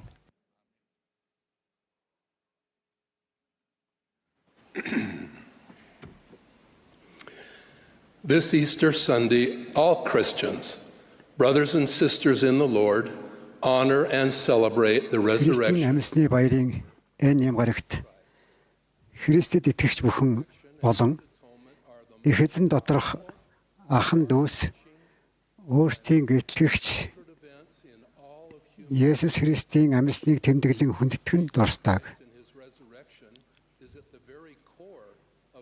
Of the Church of Jesus Christ of Latter-day Saints. Цагаатгал ба амьлалт нь who saw and spoke with God the Father. Төрлөختний түүхэндх хамгийн хүчрхэг өргөн хүрээг хамарсан ариун нандин үйл явдал юм. Иесус Христ ба түүний амьлалт бол Иесус Христийн хожмын үеийн гэгэнтүүдийн сүмийн сургаалын хамгийн чухал тулгуур хэсгүүд юм. Бурхан эцэг түүний хайртгүй хоёрыг харж тэдэнтэй ярьсан сэргээлтийн анхны бошуулагч Йосеф Смит манай шашны тулгуур зарчмууд бол Иесус Христийн талаарх тухайлбал тэрээр игүүтгэгдэж оршуулгадаад 3 дахь өдрөө дахин босож ирэн Тэнгэрт дээшлэн одсон тухай төлөөлөгчд бошиглагчдын гэрчлэл юм гэж заасан. Есүс Христээр дуудагдсан төлөөлөгчийн хуваар би энэхүү үннийг дэлхийг дахнаа гэрчилж байна. Есүс Христ бол хуучин гэрээний Авраам, Исаак, Яаковын бурхан эзэн, төгс хүчит бурхан, мөн шинэ гэрээний дэлхийн гэрэл, Месиа түүжлэн Мормын ном, бусад хожмын үеийн гэрчлэл дээрх дэлхийн аврагч билээ. Тэр ирээд цовдлуулж амьсан. 3 өдрийн турш тэр өөр нэгэнд зориулсан булшинд байсныхаа дараа Есүс Христ уналтын улмаас тушсан үхлийн хүлээсийг тасалсан. Тэрээр амьснараа бүх цаг үеийн Бурхны хүүхдүүд болох бид бүгдийг бие махбодын үхлээс авран хамгаалсан. Аврал түүнийг Бурхны хүү хэмээн тунхаглах зөвхт хүмүүс мөн Есүс бол Христ гэдгийг өвдөг бүхэн сөхөрч мөн хэл бүхэн хүлээн зөвшөөрөх болно гэж бошиглогдсон учраас түүний хаадын хаан гэдгийг хизээ нэгэн цагт ухаарах зөвхт бус хүмүүс орно. Мария бусад итгэлтэй эмэгтэй хамт их эзнийхээ биеийг арчилахаар цэцэрлэгт бууханд очоод хоёр тэнгэр элчийн тэр энд байхгүй амьсан гэх үгсийг сонсчээ. Тэр амьсан гэсэн энэ сүр жавхлант үгс олон зууны турш Есүс Христэд болон түүний амлалтад итгэх итгэл, талархах сэтгэл, шашны зан үйлийн амин сүнс байсаар ирсэн. Ерөнхийлөгч Дайлин Хеокс амьлалт бол бидний итгэлийн тулгуур багна юм. Энэ нь бидний сургаалд утга учир бидний зам байдалд сэтэл ирээдүйд найдвар өгдөг гэж гэрчилсэн. Есүс Христ бол анх удаа тэжээлийн твшинд хэвдсэн мөнх бус хүмүүн, анд нөхөр, багш, раби, тохиноологч, бошиглогчоос илүү юм. Тэрээр эцгийн цорын ганц хүү байсан билээ. Тэнгэрлэг төлөвлөгөөний дагуу түүний өөрийнх нь бурханлаг хүчээр бие махбод сүнс хоёр нь эргэн нэгдснээр тэр амьлсан. Энэ бол Тэнгэр дэх эцгийн маань мөнхийн төлөвлөгөөнд дэх ямар сүрлэг бөгөөд агуу үйл явдал гэж санана. Амьлсан Есүс Христ эхлээд Мариад үзэгдэн наман хоолоогоор нэрийг нь дуудсан. Тэрээр төлөөлөгчдтэй үзэгдэж надад гараа хүргээд үз. Учир нь сүнсэнд та нарын харж байгаа над шиг яс мах байдаггүй юм гэж хэлжээ. Тэрээр өөрөөс нь бидэнтэй хамт байгаа ч гэж гуйсан хоёр шавийнхаа хамт Имав руу алхсан. Төгсгөлгүй бөгөөд мөнх болох амьсан их эзэн ариун газар нутагт байсан олон зуун хүнд үзэгдсэн. Есүс Христийн өөр нэгэн гэрээ болсон Мормын номын цэдгүүд түүний амьсныг мөн гэрчилдэг. Өгөөмөр нутаг дахь шинэ ертөнцийн ариун сүмд цугласан олон хүн Тэнгэрээс миний хайрт хүүг, миний ихэд таасан түүнийг, түүгээр би өөрийнхөө нэрийг алдаршуулсан түүнийг болгоогтун. Та нар түүнийг сонсогтун гэх дуу хоолойг сонссон. Дараа нь тэд Тэнгэрээс бууж ирж буй нэгэн хүнийг үзв. Мөн тэрээр цагаан орхимжоор хувцалсан байв. Мөн тэрээр бууж ирээд мөн тэдний дунд зогсож байсныг болгоожээ. Тэгээд тэр мутраа аврагч сунгав. Мутраа аврагч сунгаж буй аврагчийн тэрхүү дүр төрхөд би үнэхээр дуртай. Тэрээр болгоогтун би бол дэлхийд ирэх болно хэмээн бошиглогчдын гэрчилсэн тэр Есүс Христ хэмээн хэлсэн. Түүний дэлхийд ирэх тохиолдлынхаа үеэр мутраа аврагч сунгаж байсан олон тохиолдол бий. Галил нуурын ширүүн давлгаанд Петрийг живж эхлэхэд тэрээр түүнд мутраа сунган аварсан. Бицада гэдэг цөөрөнд байсан нэгэн эрэмдэг хүнд тэр босоод алах гэж хэлээд мутраараа догсон. Тэрээр мутраараа шав нарийнхаа хөлийг угааж намайг дурсаж үүнийг үйлд хэмээгээд тал хавч талархал өргөд хуваан ариун ёслолыг анх эхлүүлжээ. Тэрээр бошиглогч Исаяд би чамтай хамт чи битгий аа. Би чиний бурхан. Зөвхөн баруун мутраараа заавал чамайг дэмнэнэ гэж амласан. Энэ амлалт бид бүгдэд хамаатай. Амьсан аврагч сугалсан олны өмнө зогсоод та нар хавирган талд минь гараа хөргөж болохын тулд мөн түүнчлэн миний мотор дах мөн хөлн дэх хадаасны ормуудыг тэмтэрч болохын тулд би бол Израилийн бурхан мөн бүх дэлхийн бурхан гэдгийг мөн дэлхийнхний нүглүүдийн төлөө эгөөтгөгцнийг та нар мэдэж болохын тулд босогтун мөн над дээр ирэхтүн гэж хэлсэн. Цугласан 2500 бодгол нүдэрээ үзэж мөн гараараа тэмтэрч тэр мөн болохыг гарцаагүйгээр мэдэж мөн гэрчлэлтлээ урагшилсан. Тэр тэднийг бяцхан хүүхдүүдээ авчир хэмээн урьж хүүхдүүдийг нэг нэгээр нь авч мөн тэднийг ажиллан мөн тэдний төлөө эцэг тандан залбирсан. Амьсан аврагчийн тухай энэ хэсэг ялангуяа өмнө нь загалмайд хадуулсан байсан мутраа урагш сонгосон нь миний сэтгэлийг маш их хөдлөгдөг. Хэдэн жилийн өмнө ерөнхий чуулган дээр би маш ховор тохиолддог хоромсоомын дутагдлын эмгэгтэй төрсэн ачуу Пакистаныхаа тухай хуваалцсан. Аврагчийг ямар нэгэн байдлаар зов зүдэрч буй бүх хүнийг эдгэж болохын тулд ир хэмээн дуудсан тэр үед эцэг эх нь түүнийг авч очих байсан. Пакистаны энэ хорвоод өнгөрүүлсэн 3 жил үн цэнтэй байлаа. Түүнд ярих мөлхөх, алхах, ах нарынхаа араас гүйх боломж олдоогүй. Гэсэн ч бяцхан Пакистан гараа бидэнд лөө мөн аврагч руу хайр инэрлэр сунгадаг байв. Бурхны үйлсийг түүгээр харуулахын тулд хэмээн сударц хэлсэнчлэн би Пакистаны аавтай хамт түүнд санварын ажлыг анх удаа өгч байснаа сандаг. Би Бурхны үйлсийг харсан. Тэрээр гэр бүлдээ маш их баяр баясгалан авчирсан. Гэр бүлийн ийм нандин гишүүнтэй хүмүүс тусгай хэрэгцээт хэн нэгнээр ажиллагдах нь ямар их завшаан болохыг ойлгож авдаг. Пакистантай өнгөрүүлсэн цаг мөчүүд гэр бүлд маань их эзэнд итгэх илүү их бат итгэлийг өгсөн. Удалгүй Бурхан мутраа сунган түүнийг тэнгэр дэх гэрлүүн авсан. Дуулал номын зохиолч энэ талаар шүнд уйлаан байж болох ч өглөөд баярын уухай ирдэг гэсэн үгсээр тодорхой хэлжээ. Тэрхүү баяр баясгалан бол аврагчийн хэлснээр яагад гэвэл би амьд байдаг. Та нар ч амьд байх болно гэсэн юм. Пакистаны хайраар дүүрэн сүнс мөн биеийн төгс хэлбэрт дахин нэгдэх болно гэдгийг би мэднэ. Есүс Христийн цагаатгалын хүчээр тэр ачуу минь зөвхөн амьлуулагдсан бие махбодтой төдийгүй бүрэн бүтэн төгс болсондоо баярлах болно. Христэд ирж түүний сайн мэдээний дагуу амьдарч буй мөн амьдарсан бүх хүн амьлуулагдаж тэнгэр дэх өөрсдийн эцэг Есүс Христ эцэг их, өвөө эмээ, ах トゥ, авга, нагац, үеэл, өвөг дээдэстэйгээ эргэн уулзрах үедээ энэ хорвоод амсаагүй баяр баясгалан амсах болно. Ахагч нараа, их эзэн би хаана байна? Та нар мөн тэнд байх болно гэж амласан учраас бид амар амгалан мэдрэх болтугай. Исая номд их эзний өгүүлсэн үзэгтэн би алгандаа чамайг сэлсэн хэмээх үгст бид итгэлээ тавих болтугай.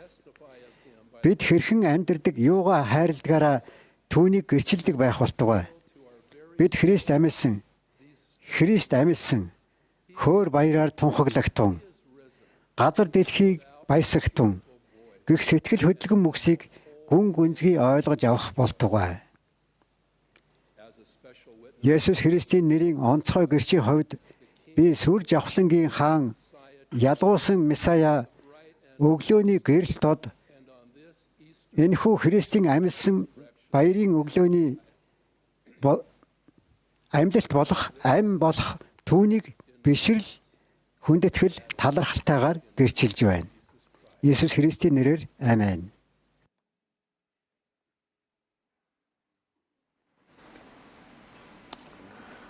We invite the congregation. Цугларстыг босож зогсоод найрлуучтай хамтран хаантай их эзэн тул баясан бишрэг түн дуулыг дуулно гэж урьж байна. Дууллын дараа 12 төлөөлөгчийн чуулгын ахлагч Дэлгэ Рандландын үгийг бид сонсно. Түүний дараа 70-ын ахлагч Терика Мотомбо Алан Walker нар үг хэлнэ.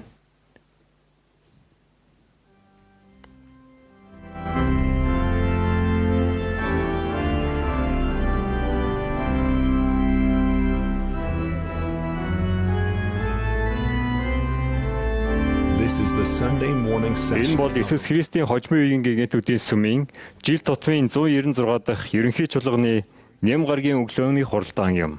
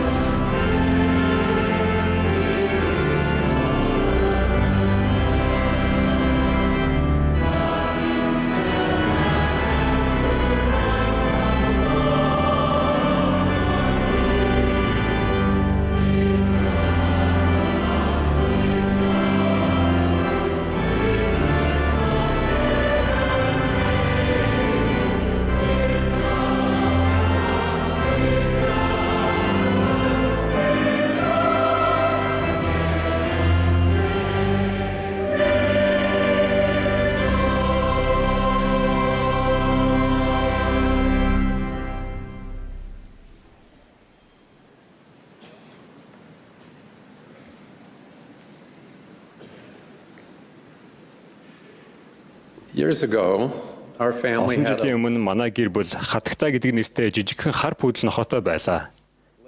Тэр ухаантай, ядархаа мэддэггүй, шидсэн бөмбөгийг эргүүлэн авчихтаа сурмгаа нохоо байв. Ямар ч үед хаанч байсан хин нэгэн бөмбөг шитгэл юм бол аваад ирнэ. Нэг өдөр би ахин дахин түүгээр бөмбөг авчирсныхаа дараа хөх шар өнгийн 2 бөмбөгийг зэрэг шидэж үзэхээр шийдсэн юм.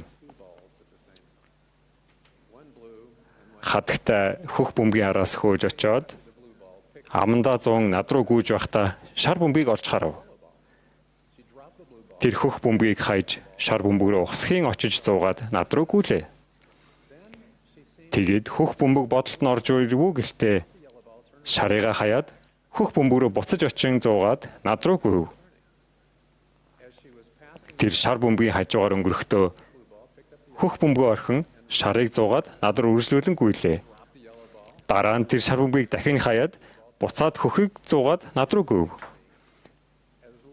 Хатагтай шар бөмбөгийн хажуугаар өнгөрөхдөө огцом зогсов. Тэр хөх бөмбөгийг хаяад хөх шар 2 бөмбөгийг ээлжлэн харав. Тэгээд бууж өгөн сакс руугаа очиод хэвтээд өгчүүлээ. Хатагтай хувьд 2 бөмбөг хэтэрхий олон байв. Тэр бодилж яахаа мэдхэ болж шантарсан.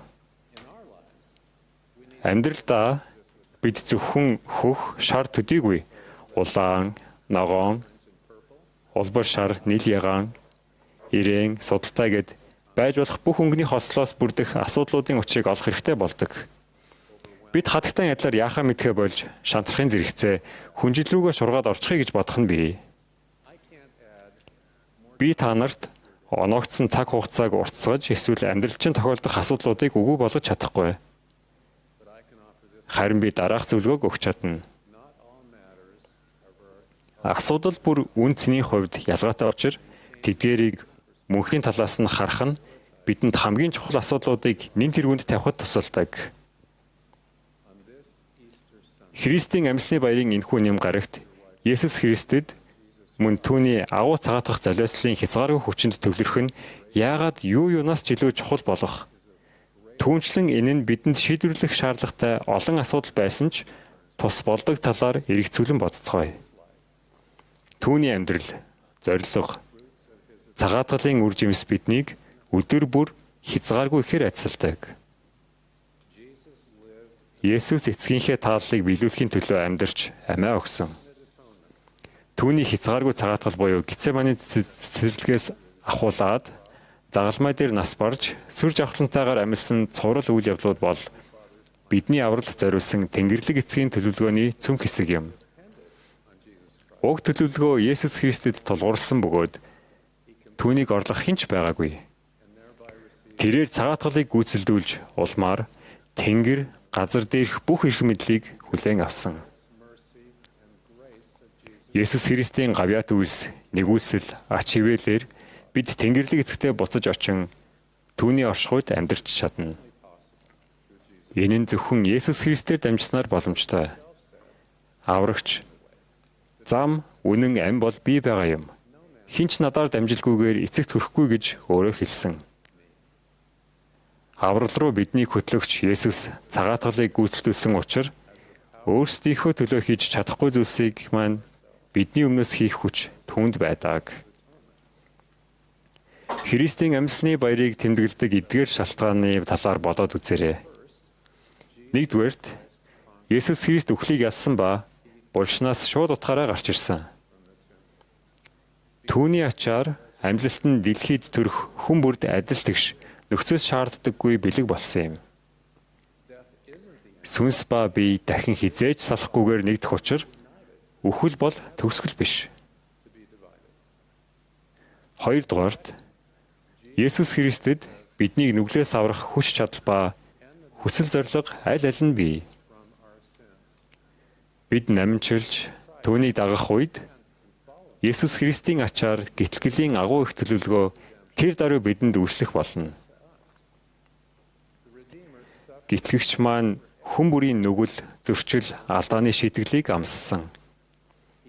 Тэрээр өөрийнх нь нэрэнд итгэх, намжлах, гэрээний замаар алхах, эцсээ хүртэл төвчгээр мэрих хүн бүрийг гин буруугүй хэмээн тухаглаж чадах бөгөөд тунхаглахч болно. Түүний бас цагаатгах золиосных нь ачаар бүх хүн төрлөختөн аврагдана. Бүх гэдэг нь хүн бүр гэсэн үг юм. Хэрв хүн бүр юм болвол энд хинч боломжтой гэсэн үг. Хэрв хинд ч боломжтой юм бол нэг ч хүн үлдэлгүй аврагдах боломжтой гэсэн үг. Хэрв нэг ч хүн үлдэлгүй аврагдах боломжтой юм бол бүр танд ч гэсэн боломж бий гэсэн үг юм. Миний хүмүүс намжлах болгонд би түүний миний эсрэг үйлдсэн алдаануудыг нь өршөөх болно гэсэн амлалтын дагуу Есүс Христийн өршөөх чадварт эцэс төгсгөл гэж үгүй юм. Есүс Христийн ачаар бидний чин сэтгэлээсээ намжилсан нүглүүд сүнслэг сорив, уул мөр, шинж тэмдэг үлдээдэггүй. Зуурдын хийгээд мөнхийн амьдралд ч ичгүр биднийг дагахгүй. Зүүрлвэл чин ирмэлзэлтэйгээр биднийг намжлах үед нүглийн маань аль нэг хэсэг бос бүхэл хэсэг загалмайд хадагдаж бид нүглийнхээ сүнслэг үр дагаврыг амсах шаардлагагүй болдог. Намжилсны дараа бид шудраг ёсонд өртөө байхаа болдог. Учир нь Есүс тэрхүү үрийг төлж ирэх учиртай шийтгэлээс биднийг хэлтрүүлсэн. Бид өршөөгдөж, бидний зүрх сэтгэл хийгээд гар цэвэр болж их эзэн нүглийг маань санахаа болдог. Бидний их эзэн бурхан аврагч дайчин тэр бидний дээр баяр хөөртэйгээр баясна. 3 дугаарт Есүс Христ бидний нүглийг төдийгүй ой гашуу, өвчин эмгэг, сул дорой байдлыг үүрсэн тул бэрхшээлүүдийг маань ойлгодог. Есүс Христ хязгааргүй цагаатгах золиослыг эргэлт босолтгүй гаргаж гүйцэлдүүлсэн учраас биднийг бүрэн ойлгодог. Тэр хямран гуниглах үед тайвшруулж, гуйж залбирах үед амар тайвныг санал болгодог. Зөвхөн тэр л бидний удамшил, оюуны чадамж, соёл уламжлал, мэдлэг туршлага, оюун санааны болон сэтгэл зүйн нөхцөл байдал гээд биднийг тодорхойлдог хүчин зүйлсийг нэг бүрчлэн дэнсэлдэг. Эцэст нь тэр л зөвхөн биднийг үйлүүдийн маань дагуу, зүрх сэтгэлийн маань хүслийн дагуу шүүх болно. Есүс Христийн ачаар амьдралын шударга бус бүхэн засагдах боломжтой ба засагдахч болно. Бурхан зүдгүүрүүдийг маань бидний ашиг тусын тулд ариулан ажиллах болно. Тэр хамгийн гашуун зовлонгоор маань биднийг ариусгах болно. Тэр гашуун аягийг бурмаар дүргэх болно. Тэр биднийг бүрэн дүүрэн тууштайгаар эдгэн. Түүнд зөвшөөрсөн тохиолдолд бид Христийн баясгалд автагдахаас бусдаар зүдгүүрүүдийг үзэхгүй. Аврагч түүний цагаатгах золиос бидний төлөө хийсэн зүйлсэд төлөрснөөр хэр олон асуудал байгаагаас үл хамааран амьдралд маань баяр баясгалан тодорхой байдал ирэх болно. Ийм учраас эртний болон өнөө үеийн бошиглогчид биднийг Христ рүү үргэлж чиглүүлсээр ирсэн бөгөөд чиглүүлсээрч байх болно. Та нар ерөнхийлөгч Russell M. Nelson-ы танд ямар ч асуудал тулгарсан бай, хариулт нь үргэлж Есүс Христийн амьдрал болон сургаалаас олддог билээ гэж заасныг санаж байгаа байх. Их эзний амьд бошиглогч ерөнхийлөгч Dallin H. Oaks Есүс Христ бол зам гэж энгийнээр тунхагласан. Та нар манай хатагтай гэдэг бяцхан нохойн адилаар олон бөмбөг урд чинь гарч ирэх үед бодилж, шантран, яахаа мэдэхгүй атсан шалгаанд орох шаардлагагүй. Та хүнжил рүүгээ шигдээд толгоогоо хүнжлөөрөө бүтээгч хэрэггүй. Оронд нь бөмбөгт анхаарлаа хандуул. Аврагчид төвлөр. Түүний цагаатгалын өгч чадах үнэт билгүүдийг эрэлхийл. Тэгвэл та хүүхдүүдтэй хамт баяр хөөртэйгээр итгэлтэйгээр ийн дуулж чаднаа. Би Есүст итгэх болно. Би түүний дуудлагыг сонсох болно. Би унсан ч тэр намайг хизээч орхихгүй. Есүс надад тэнхээ өгч, урам хайрлаж, намайг тайтгаруулдаг. Надад амьдралаа авч явахад өсөж хөгжихэд тусалдаг. Есүс Христ цаадгалыг гүйцэлдүүлсэн тул мөнх бус аяны турш танд туслах, бие махбодын болон сүнслэг үхлээс таныг гэтлэх хүчтэй. Түүний ачаар хүлээн авсан ажлуудынхаа талаар өдөр бүр эргцүүлэн бодож, Христийн амьсны баярын баярт захиаст өдөр бүр анхаарлаа хандуул. Шархалсан зүрхээ нээж аврагчаа оруул. Христийн амьсны баярын энэхүү өглөө би дэлхийд гитгэгч ирснээр эцэг хүү хоёроор илэрхийлэгдсэн тэрхүү агуу бас гайхамшигт хайрын талаарх гэрчлээ үлдээж байна. Есүс Христ бол амьлалт ба ам бөгөөд эцгийн төрсөн ганц нядлагдсан зохистой хураг. Бидний гитлэгч, аврагч, өмгөөлөгч, амьлсан эзэн билээ. Нэгэн цагт амиа алдсан ч тэр амьд. Есүс Христийн нэрээр амен.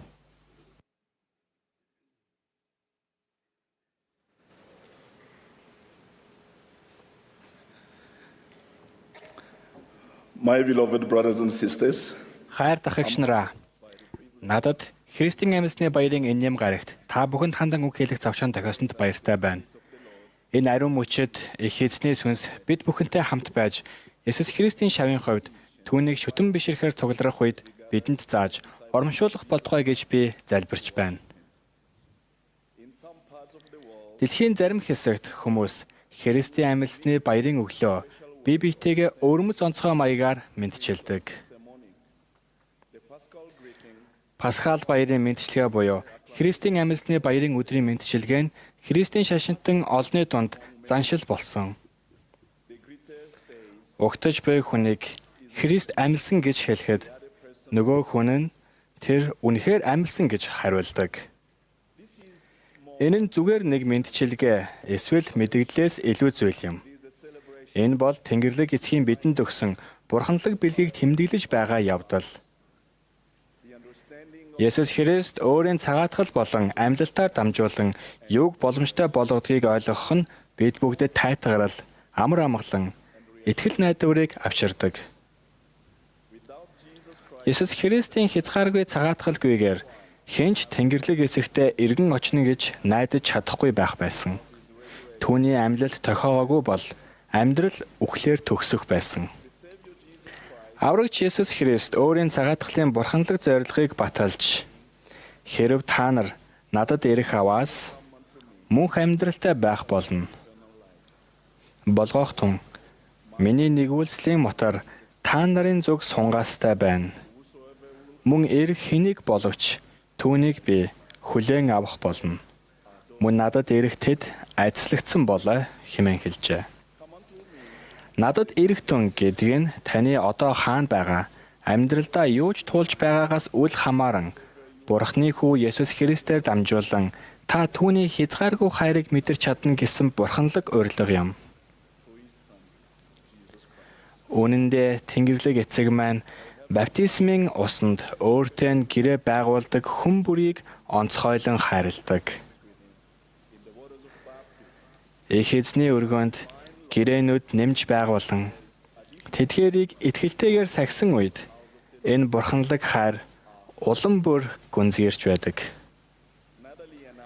Натали бид хоёр гэр бүл болсон мөнхийн хамтрагчдын хувьд амьдралынхаа хүнд хэцүү үед энэ бурханлаг хайрыг мэдэрсээр ирсэн. Бид 10 хүүхдээр ажиллагдсан.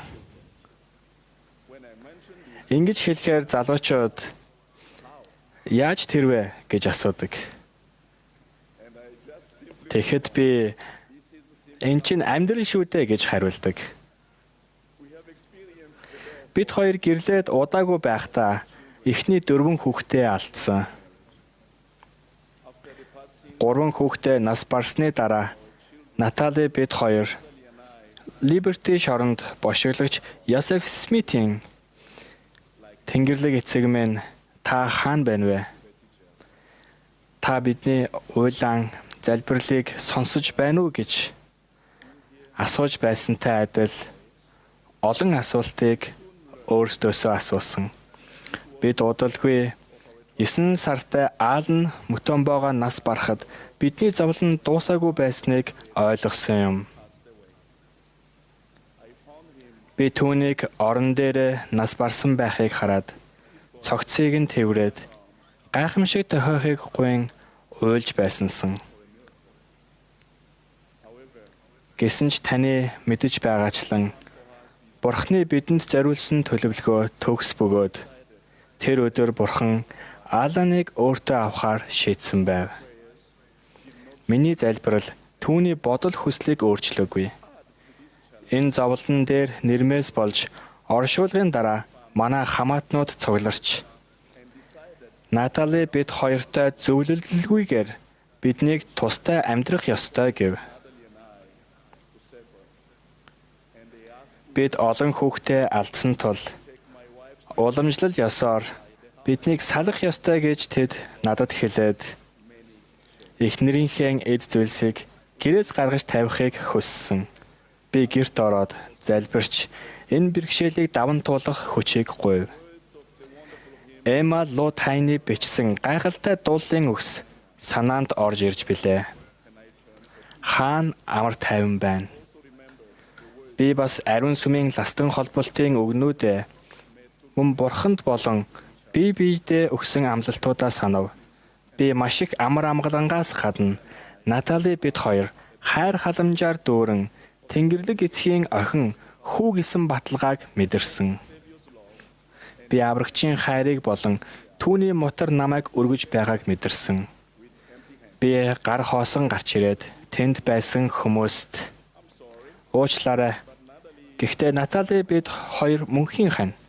Бид хамтдаа мөнхийн гэр бүлээ байгуулахыг хичээж байгаа бөгөөд аврагч үүнд тусалж байгаа гэж хэлв.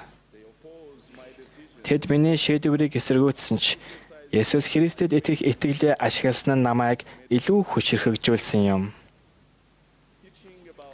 Бидний бошиглагч, ерөнхийлөгч Далнхэ Окс бидний шавийн замнал болон Тэнгэрлэг эцэг аврагч Есүс Христ хоёртой байгуулсан гэрээт харилцааны талаар бидэнд заахдаа Христийг дагах нь хаяа нэг эсвэл тохиолдлоор хийдэг зүйл биш юм. Энэ бол хэдийдч хаанч биднийг чиглүүлэх амьдралын замнал ба байнгын үүрэг юм. Есүс Христийн сургаал, үлгэр жишээ, шав бүрийнхэн замыг тодорхой болгож өгдөг хэмээн хэлжээ. Гэрээнүүдийг сахин гэдэг нь аврагчийн дагалдагчдаас хүмүүсийн дунд өндөр үнэлэгддэг зүйл болон хүний ёс заншил хэмээн түүний нэрлэдэг зүйлсийг орхихыг шаарддаг. Натали бид хоёрыг Есүс Христ дэх үнэн болон гэрлийн төлөө бат зогссны дараа бидний гуйн залбирсан гайхамшиг тохиолдсон. Христ өөрт нь итгэх итгэлийн дагуу гайхамшгуудыг үйлддэг гэсэн гуй бишгүй баталгааг бид хүлээн авсан. Заримдаа амьдралд бүх зүйл санснаар болдоггүй ч заримдаа эцэст нь бүх зүйл сайхан болно гэсэн Есүс Христэд итгэх итгэл хэрэг болдог. Та нар одоо надад ийм зүйл тохиолдоогүй болохоор надад хамаагүй гэж хэлж магадгүй. Энэ мөнх бус амьдралд бид бүгд бүх зүйл санснаар болохгүй.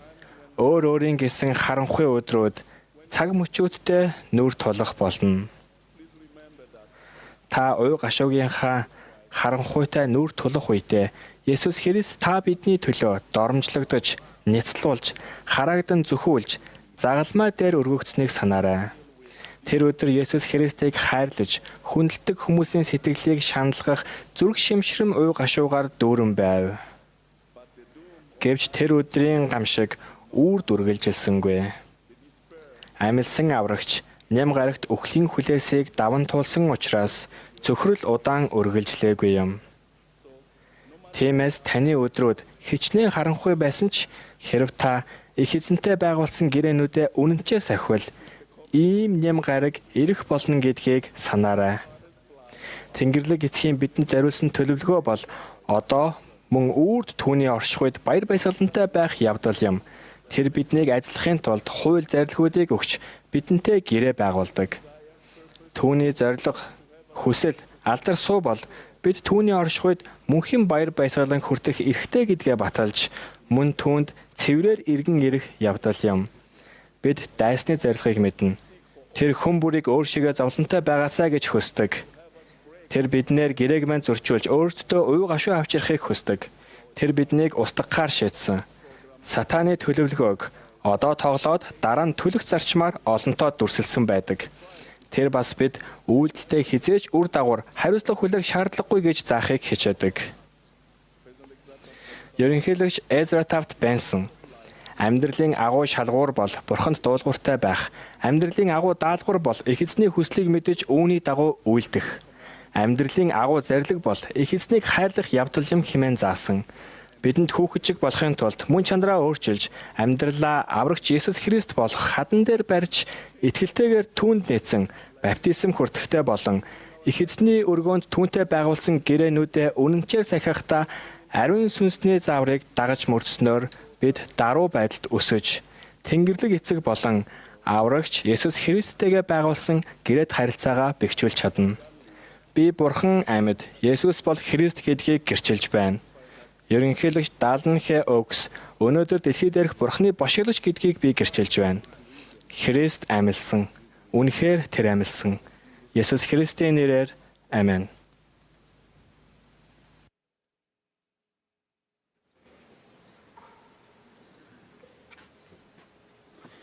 As a young boy, I had great interest in баг байхдаа эрдэнэстэй холбоотой бүх зүйлийг их сонирхдог байв. Нуусан эрдэнэс, нууц газрын зураг, алдсан баялагийг хайж буй эрэлхэг хайгуучдын тухай түүх кинонд өөрийн ирэхгүй татагддаг байлаа. Ах нартайгаа Аандын нурууны бэлд Аргентины Мендоза хотод амьдардаг өвөө эмээ дээрээ зочлохдоо хээр талаас гялалцсан чулуунуудыг хайж олон цагийг өнгөрөөдөг байсан бөгөөд үнэт эрдэнэс олно гэж найдан чулууг тэр даруй хагалж үтсэн ч жинхэнэ эрдэнэс биш нөгөө л гялтхар эрдэнэс гарч ирдэг байлаа. Биднийг судруудыг судлахад эрдэнэс гэдэг үг олон 10 удаа гарч ирдэг бөгөөд ихэнхдээ эд баялаг эсвэл дэлхийн зуурдын зүйлсэд зүрх сэтгэлээ бүү автуул гэсэн анхааруулга байдаг. Гэвч дэлхийн эрдэнэсийн талаарх энэ бүх анхааруулгын дундах нэгэн гайхалтай ишлэлд их эзэн өөрөө биднийг түүний үнэт өмч болох Эрдэнэс хэмээн онцолсон байдаг. Их эзэн Синай уулан дээр бошголагч Мосед хандан хэрв түүний хүмүүс түүний дуу хоолойг дуулууртаа дагаж гэрээг нь сахих юм бол түүний хувьд үнэт өмч байх болно гэж тунхагласан. Тэнгэрлэг эцгийн хамгийн агуу хүсэл бол бид түүнтэй дахин хамт амьдарч түүний хажууд мөнхөд хамт байх явдал юм. Хүмүүний өгшгүй байдал ба мөнх амьдралыг тохиолгон авчрах нь түүний ажил алдарсуу билээ. Ийм тохиолгон авчрахын тулд тэрээр авралын төлөвлөгөөг бэлтгэсэн. Есүс Христ үхлийн хүлээсийг тайлж дэлхийн нүглийг цагаатгахын тулд Бурхан өөрийн хайрт хүү Есүс Христийг илгээсэн. Энэ золиос нь эцгийн өөрийн бүх хүүхдийг хайрлах хязгааргүй хайрын илрэл юм. Бүх хайрын дундаас бидний Тэнгэр дэх эцэг болон түүний хүү Есүс Христийн хайраас илүү агуу хайр байхгүй. Аврагч биднийг хайрладаг тул түүнд ирж түүнийг сонгохыг урьдаг. Амьсан их эзэн бол Синай уулан дээр ярьсан тэр эзэн мөн. Амьд Христ өнөөдөрч гэрээт хүмүүсээ дуудсаар байна. Их эзэн Мосед инэрлэр заахта эртний Израилийн угсаанд төдийгүй их эзний үнэт өмч болохыг хүсдэг түүний гэрээт хүмүүст хамаатай нэгэн загварыг өгсөн. Энэ загварт түүний дуу хоолойг дуулууртаа дагах, түүнтэй байгуулсан гэрээг сахих гэсэн хоёр энгийн боловч хүчрхэг нөхцөл багтдаг. Ингэснээр бид онцгой үнэт өмч эрдэнэс болох бөгөөд бид ийхүү аврагчийн цагаатгах золиосоор дамжуулан ажиллагдаж хүчрхэгжиж мөн ивэгдэнэ. Ерөнхийлөгч Рассел М. Нельсон та бид Бурхантай гэрээ байгуулсан л бол түүнтэй харилцах харилцаа маань бидний гэрээ хийхээс өмнөх үеийнхээс илүү дотн болдог. Одоо бид гэрээт хүмүүс болсон. Бид гэрээгээр холбогдсон тул тэр бидэнд туслахтаа хизээч ядрахгүй бөгөөд түүний бидэнд үзүүлдэг нэгүүлсэнгүй төвчээр хизээч цуцахгүй. Бид бүгдээрээ Бурханы зүрх сэтгэлд онцгой байр суурь эзэлдэг. Тэр бидэнд их итгэл найдварыг тавьдаг гэж заасан. Израилийн угсааг дуудсан тэр Бурхан одоо биднийг түүний гэрээт хүмүүс болж дэлхийн нөлөөнөөс ангид байж түүнээс өөр хэн ч өгч чадахгүй тэдгээр ажлыг хүлээн авахд орж байна. Гэрээндээ үнэнч байх нь биднийг Бурханы хүмүүс гэж тодорхойлохоос хавьгүй илүү зүйл бөгөөд энэ унсан дэлхийн хязгаарлалтуудыг ялан дийлэх хүч чадлыг өгдөг. Ерөнхийлөгч Далан Хэ Оукс Бурханы зарилгуудыг дуулууртаа дагах нь амьдралын зовлон бэрхшээлийг даван туулахад зайлшгүй шаардлагатай гэж заасан. Тэрээр биднийг Тэнгэрлэг эцэг болон түүний хүү Есүс Христтэй холбодог ариун гэрээнүүдийн талаар бид тэдний зарилгуудыг дагаж гэтлэгийн төлөвлөгөөг сахих үед тэдний амлсан ажлууд бидэнд сэлэсчил өндөрлөг өөд хөөрөх боломжийг олгодог хэмээн тунхагласан. Орчин үеийн илчлэлтэд их эзэн биднийг түүгээр хүлээн зөвшөөрөгцнөө хэрхэн мэдэж болохыг гайхалтайгаар дүрсэлсэн байдаг.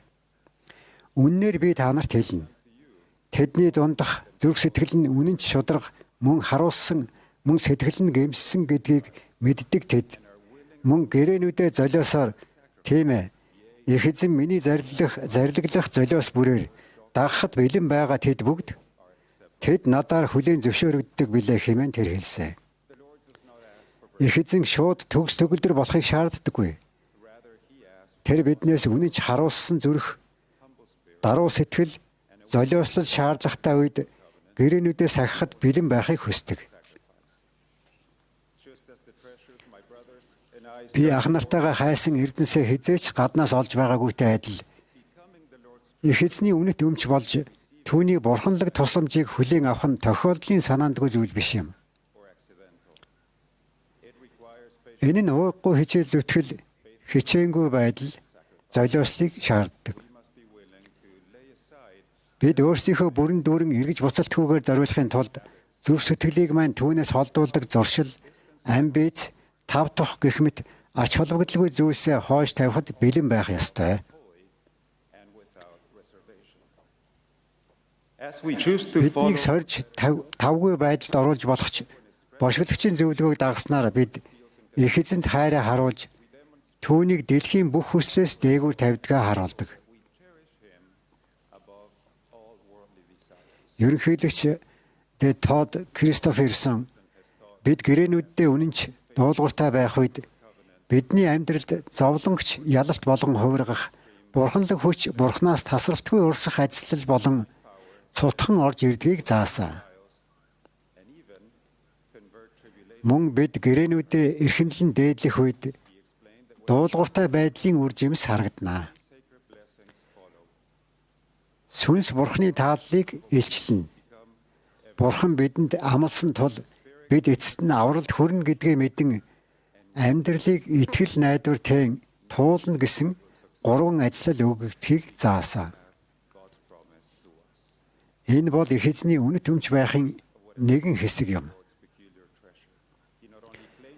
Тэр биднийг өөрийн гэрээт хүмүүсгээд зогсохгүй. Биднийг хүчрхэгжүүлж, дэмжиж, алхан тутамд гэрээний хүчээр хүрээлдэг. Бид аврагчийн дуу хоолойг дуулууртаа дагаж, өдөр бүр жижиг, чимээгүй золиосоор боловч гэрээнүүдээ сагснаар түүний хайрыг илүү гүнзгий мэдэрч, өдөр дэмжинг нь илүү тодорхой хүлээн авна. Тэр амьд учраас бид хизээ нэг өдөр түүний өмнө зогсож, тэр биднийг хүлээн зөвшөөрсөн гэсэн чухал үгсийг сонсно гэдгийг гэрчилж байна. Есүс Христийн нэрээр амин.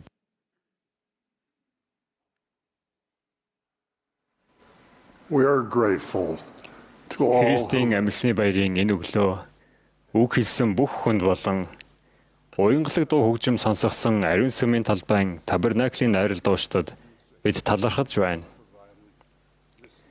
Найрал дуучид одоо Let Easter Anthems Ring дуулыг дуулна. Энэ хуралдааны төгсгөлд ерөнхийлөгч Далнхэ Өгс үг хэлнэ. Түүнийг үг хэлсний дараа найрал дуучид бие бие хайрлаж дуулыг дуулна.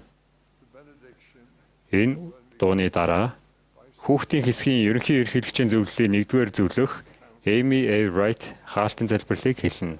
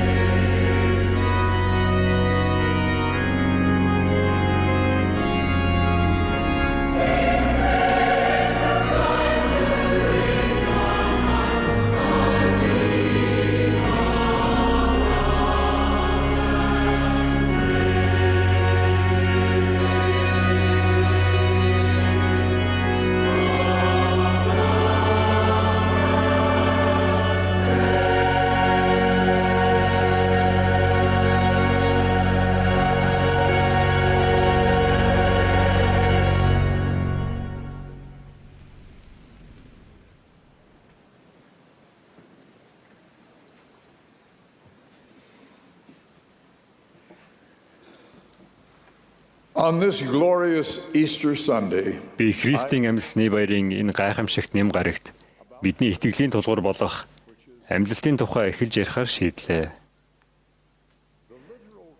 Есүсийн бодит амьлалт нь маш олон судар дээр байдаг тул Библи болон Мормоны номд итгэгчдийн хувьд энэ нь тогтсон сургаал юм.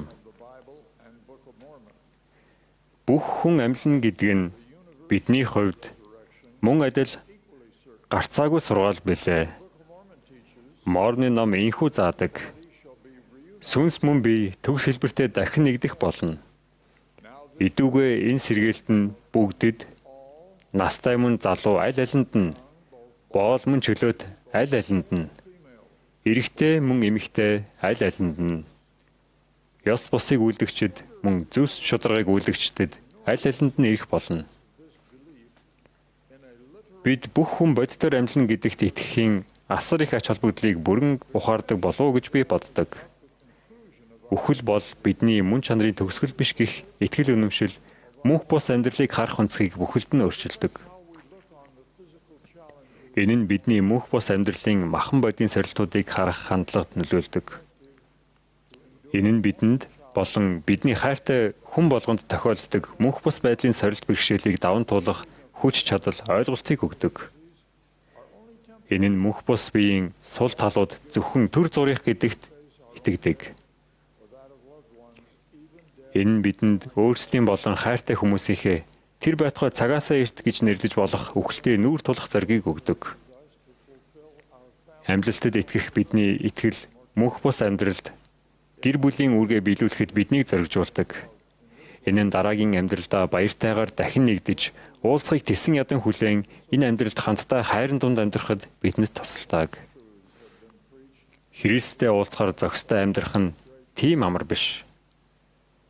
Одоо үеийн олон зохиолч бидний амьдарч буй цаг үеийг хортой, дайсагнагч талуудаа хандсан үл тоомсорлол эсвэл дайсагналын үе хэмээн тодорхойлж байна.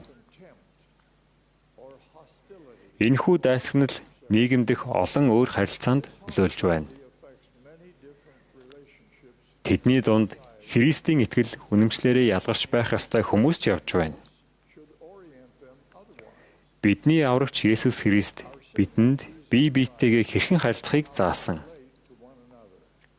Хуулийн агуу тушаал нь Бурхныг болон хөршөө хайрлах явдал хэмээн тэр заасан. Миний хөрш гэдэг чинь хэн бэ гэж асуухт нь Есүс евдээчүүдийн тусгаарлаж үл тоомсордог самар хүний нэгүүлсэнгүй үйлдэлийг магтсан сургаалт зөвлөлөөр хариулсан. Гэхдээ Есүсийн хайрын хүрээний тухай сургаалууд нь самарчууд төдийгүй бусад хүндэж хамаатай байсан. Уулан дээрх номлолдоо тэрээр ийн тунхагласан. Хөршөө хайрл, дайснаа үзэн яд гэж хэлснийг та нар сонссон. Харин би та нарт хэлье. Дайснуудаа хайрл. Та нарыг хараагсдыг ерөө. Та нарыг үзэн ядагчдад сайныг үйлд. Та нарыг хавчигчдын төлөө залбир. Хувийн харилцаанд эргэлт хийх ямар гайхалтай сургаал вэ? Дайснуудаа хүртэл хайрл гэж байна. Гэхдээ бидний дайснууд хэн бэ? Библийн Джеймс хааны хувилбарын орчуулагчдын сонгосон их сурвалжаас үзвэл дайснууд хэмээх үгийн бүрэн утгад цэргийн дайснуудаас гадна нэгнийхээ эсрэг идэвхтэй эсэргүүцдэг хэн ч гэсэн багтдаг байна. Өнөөдөр бид үүнийг өөрсдийн дайсагнагчдыг хайрлах тушаал авсан хэмээн хэлж болох юм. Мөнх бус хүн, бүх хүн Бурхны хайртай хүүхэд юм.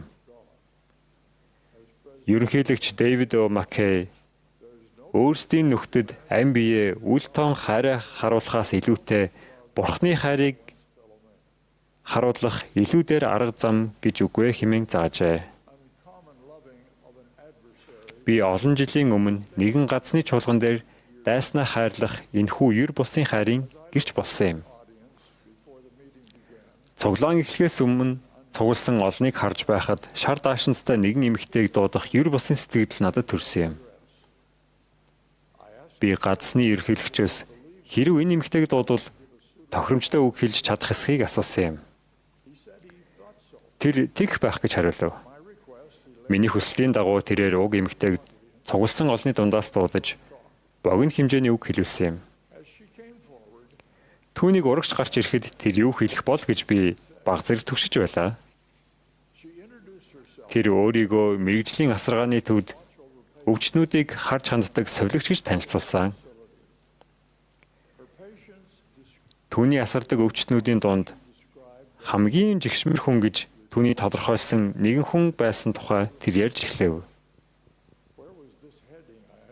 Яагаад энэ тухай ярьж байгаа юм бол гэж би дотроо бодов.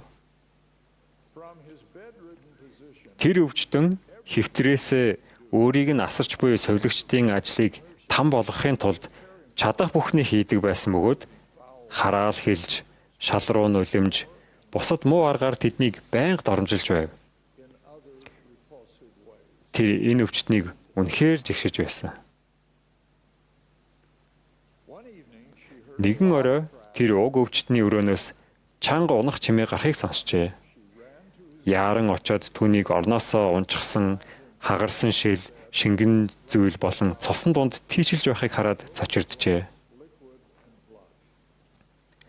Тэр мөчид совилогч эмэгтэйн дотор гүн гүнзгий өөрчлөлт гарсан байна. Тэрээр Тэнгэрлэг эцгээс энэ хүний гэсэн хайрын цахилгаан гүйдлийг мэдэрсэн. Совилогч эмэгтэй түүнийг Бурхны хүүхэд гэж харсан байна. Тэр өвдөглөж суугаад түүнийг тэрвэрч тайвшруулахыг оролдох үед уг өвчтөн би гэртээ хармаар байна. Гэртээ л хармаар байна гэж хэлв. Төд удалгүй тэр амьсгал хураажээ. Совилогч эмэгтэй жигшиж байсан тэр дайснаа Бурхны хүүхэд гэж харсан нь түүний амьдралын хамгийн агуу сүнслэг туршлагын нэг байсан гэдгийг гэрчилсэн юм. Миний хувьд энэ бол Тэнгэрлэг эцгийнхээ бүх хүүхдэд хайрладаг хайрын талаар мэдүүл зохих сургамж байсан. Энэхүү сургамж бид бүгдийг бие биедээ хамаатай Бурхны хүүхдүүд гэж хардаг болгож өөрчилж чадна. Олон жилийн дараа ерөнхийлөгч Хавард В. Хантер Бурхны өөрийн хүүхдүүдэд зориулсан энэхүү хайрыг ийм дүрсэлсэн байдаг. Хэрв хаасаагүй эрэгтэй эмэгтэй хүмүүс Христийн инэрэнгүй номхон дүлгөөн бөгөөд даруухан цэвэр хайрыг хэрэгжүүлбэл бидний амьдарч буй энэ дэлхийд асар их тустай байх болно. Үүнд туйлшрал, үзэн ядалт, эсвэл хүчирхийлэлд орон зай байхгүй. Энэ нь шашин шүтлэг, арьс өнгө, үндэс угсаа, санхүүгийн байдал, боловсрал, эсвэл соёл харгалзахгүйгээр олон янзын хүмүүсийг Христийн хайраар хамтдаа амьдрахыг урамшуулдаг. Бидний хүн нэг бүр аврагчийн бие биетэйгээ хэрхэн харилцах тухай сургаалыг дагахын тулд хичээл зүтгэл гаргаж чадна. Энэ нь бид үнэт зүйлсээсээ татгалзсан гэсэн үг биш юм. Бидний байгуулсан гэрээнүүд үнэн ба төөрөгдлийн хоорондох мөнхийн тэмцэлд биднийг зайлшгүй тууштай оролцогч болгодог. Бид янз бүрийн үүрэг хариуцлага тэнцвэртэй байлгадаг. Энэ тэнцвэрийг хадгалахад амаргүй. Бид амьдралдаа бүх зарилгийг дагахыг хичээх үедээ тэдгээрийг дагдаггүй хүмүүсийг хайрлахгүй байна гэж заримдаа буруутгадаг. Бид хувийн зүгээс хайр халамж үзүүлж сайн үйлсийн аяныг дэмжих үед биднийг шашны бусад үүрэг хариуцлагатай маань зөрчилдөх үр дагавруудыг дэмжиж байна гэж заримдаа буруугаар ойлгодог. Гэхдээ бид Христийн дагалдагчдын хувьд биднээс өөр үнэт зүйлстэй бидний хүлээн авсан гэрээний үүргийг хүлээгээгүй Бурхны бусад хүүхэдтэй амар амгалан хайрлан амьдрахыг хичээх ёстой. Ардчилсан засаглалтай улс оронд бид бүх хүнд шудраг хандах зарчмыг баримтлах ёстой. Хувийн харилцаанд харилцан хүндэтгэлийг бий болгосноор үл таних хүмүүсийн сэрэмжлэх хандлага тэр байтугай дайсагнал нь аажмаар нөхөрлөл болон хувирсан тоо томшгүй олон тохиолдол бий. бошигдлагч Йосеф Смит биднийг бүх хүн дээр хайрыг юулах ёстой хэмээн заасан. Аврагчийн тухай ярихдаа төлөөлөгч Иохан эхлээд тэр биднийг хайрсан тул бид хайрладаг гэж бичсэн. Бид өөрсдийн үлгэр жишээ болох Есүс Христийг дагаж бусад хүн биднийг хайрлахгүй байсан ч тэднийг хайрлахаар сонгож болно. Амар тайвныг тогтоогсод өрөөлтэйе. Тэд Бурхны хүүгүүд гэж нэрлэгдэх болно хэмээн тэр тунхагласан. Амар тайвныг тогтоогсод хэрэв Христийн дагалдагчид бүхий л харилцаанд хатуу ширүүн сэтгэл өвдгөм үгсийг ашиглахаас татгалзуул дэлхийд ямар их өөрчлөлт гарна гэж ерөнхий чуулган дээр ерөнхийлөгч Руссell Нельсон биднийг одоо бас үргэлж амар тайвныг тогтоогч байхыг сонгорой гэж уриалсан билээ. Хувь хүн хэрхэн амар тайвныг тогтоогч байж чадах вэ? Асуудалтай гэр бүлийг эвлэрүүлэх эсвэл хувь хүний зөрчил маргааныг шийдвэрлэхийг эрмэлзэж буй бишоп амар тайвны төлөө ажиллаж байгаа хэрэг юм. Залгуу эрэгтэйчүүд, эмэгтэйчүүд төр зургийн таашаалаас татгалзаж үйлчлэлийн төсөл болон бусад нинжин сэтгэлийн үүсэд өөрсдөө зориулснаар амар тайвныг тогтоогчд болдог. Хүмүүсийн зовлонг нэмгэлхийг эрмэлзэгч болон өөрөөр үндэстэн угсаатны хооронд харилцан ойлголцыг бэхжүүлэхийн төлөө зүтгэгчид ч мөн амар тайвны төлөөх чухал зүтгэлтнүүд юм аа. Итгэлтэй эцэг эхчүүд ч мөн адил үр хүүхдээ хайраар халамжилж эсвэл үрчлэн авсан хүүхдүүдээ бусдын нүгэл хилэнцээс болж шархлан гажуудах нөхцөлд орхилгүй тэднийг зөв шударга байдалд өсгөн хүмүүжүүлснээр амар тайвныг тогтоогчд болдог. Манай номлогчид амар тайвныг тогтоогчд байхыг эрмэлздэг. Тэд хувь хүний ёс суртахуунгүй байдал, шунал, дарангуйлын эсрэг намжиллыг номлодог. Учир нь зөвхөн хувь хүний өөрчлөлтөөр нийгэм бүхэлдээ ийм бузар муу зүйлсийг даван гарч чаднаа. Манай номлогчид бүх хүнийг намжиллж Христ дэрхийг урьснаар хувь хүн бүрийг Христ рүү ирж зүрх сэтгэл болон зан төлөвийн хүчрхэг өөрчлөлтийг мэдрэхтэн тусалж амар тайвны төлөө ажиллаж байна. Христийн дагалдагчдын хувьд маргаан мэтгэлцэнээс татгалзаж амар тайвныг тогтоогчдын үг хэл арга барилыг ашиглан түүнийг дагцгаая. Гэр бүлийн болон бусад хувийн харилцаанд хатуу ширүүн үзэн ядсан хандлага гаргахаас зайлсхийцгээе. Аврагчийнхаа адил ариун байхыг хичээцгээе. Түүний ариун нэр болох Есүс Христийн нэрээр би ийхүү гэрчилж байна. Амен.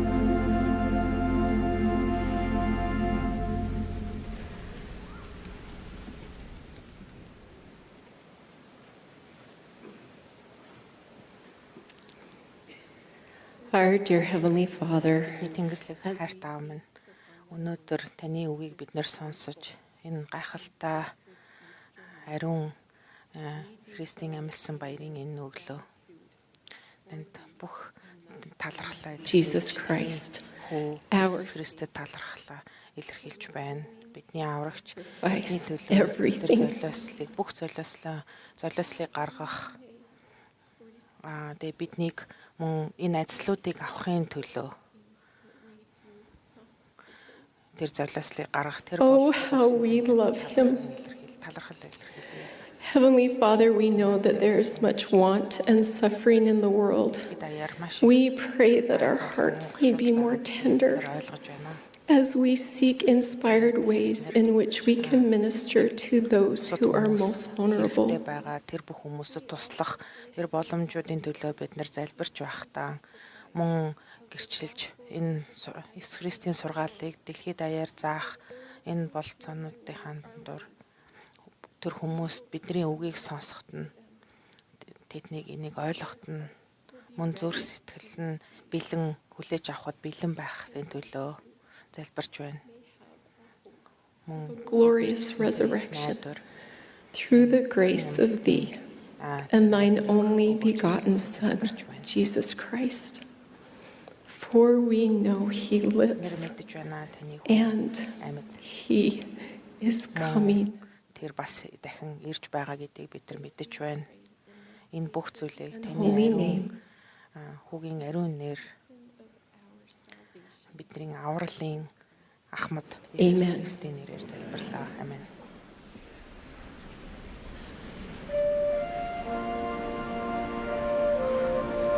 This has been a broadcast of the Sunday morning session. Энэ бол Иесус Христийн хожмын гэгэтүүдийн сүмийн жил тутмын 196 дахь ерөнхий чуулганы нэм гаргийн өглөөний хуралдааны шууд нэвтрүүлэг байлаа.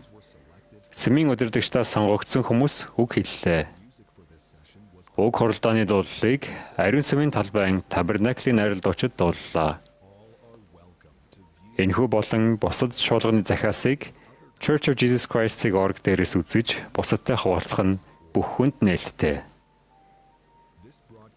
Энэхүү шууд нэвтрүүлгийг Bonneville Distribution олон нийтийн үйлчилгээнд зориулан нэвтрүүлж байна. Үүнийг гэр бүлийн болон сүмийн хэрэгцээнд ашигын бус зорилгоор ашиглаж болно. Зохиогчийн эрхийг Intellectual Reserve Incorporated эзэмшдэг бүх хүрх хамгаалагдсан.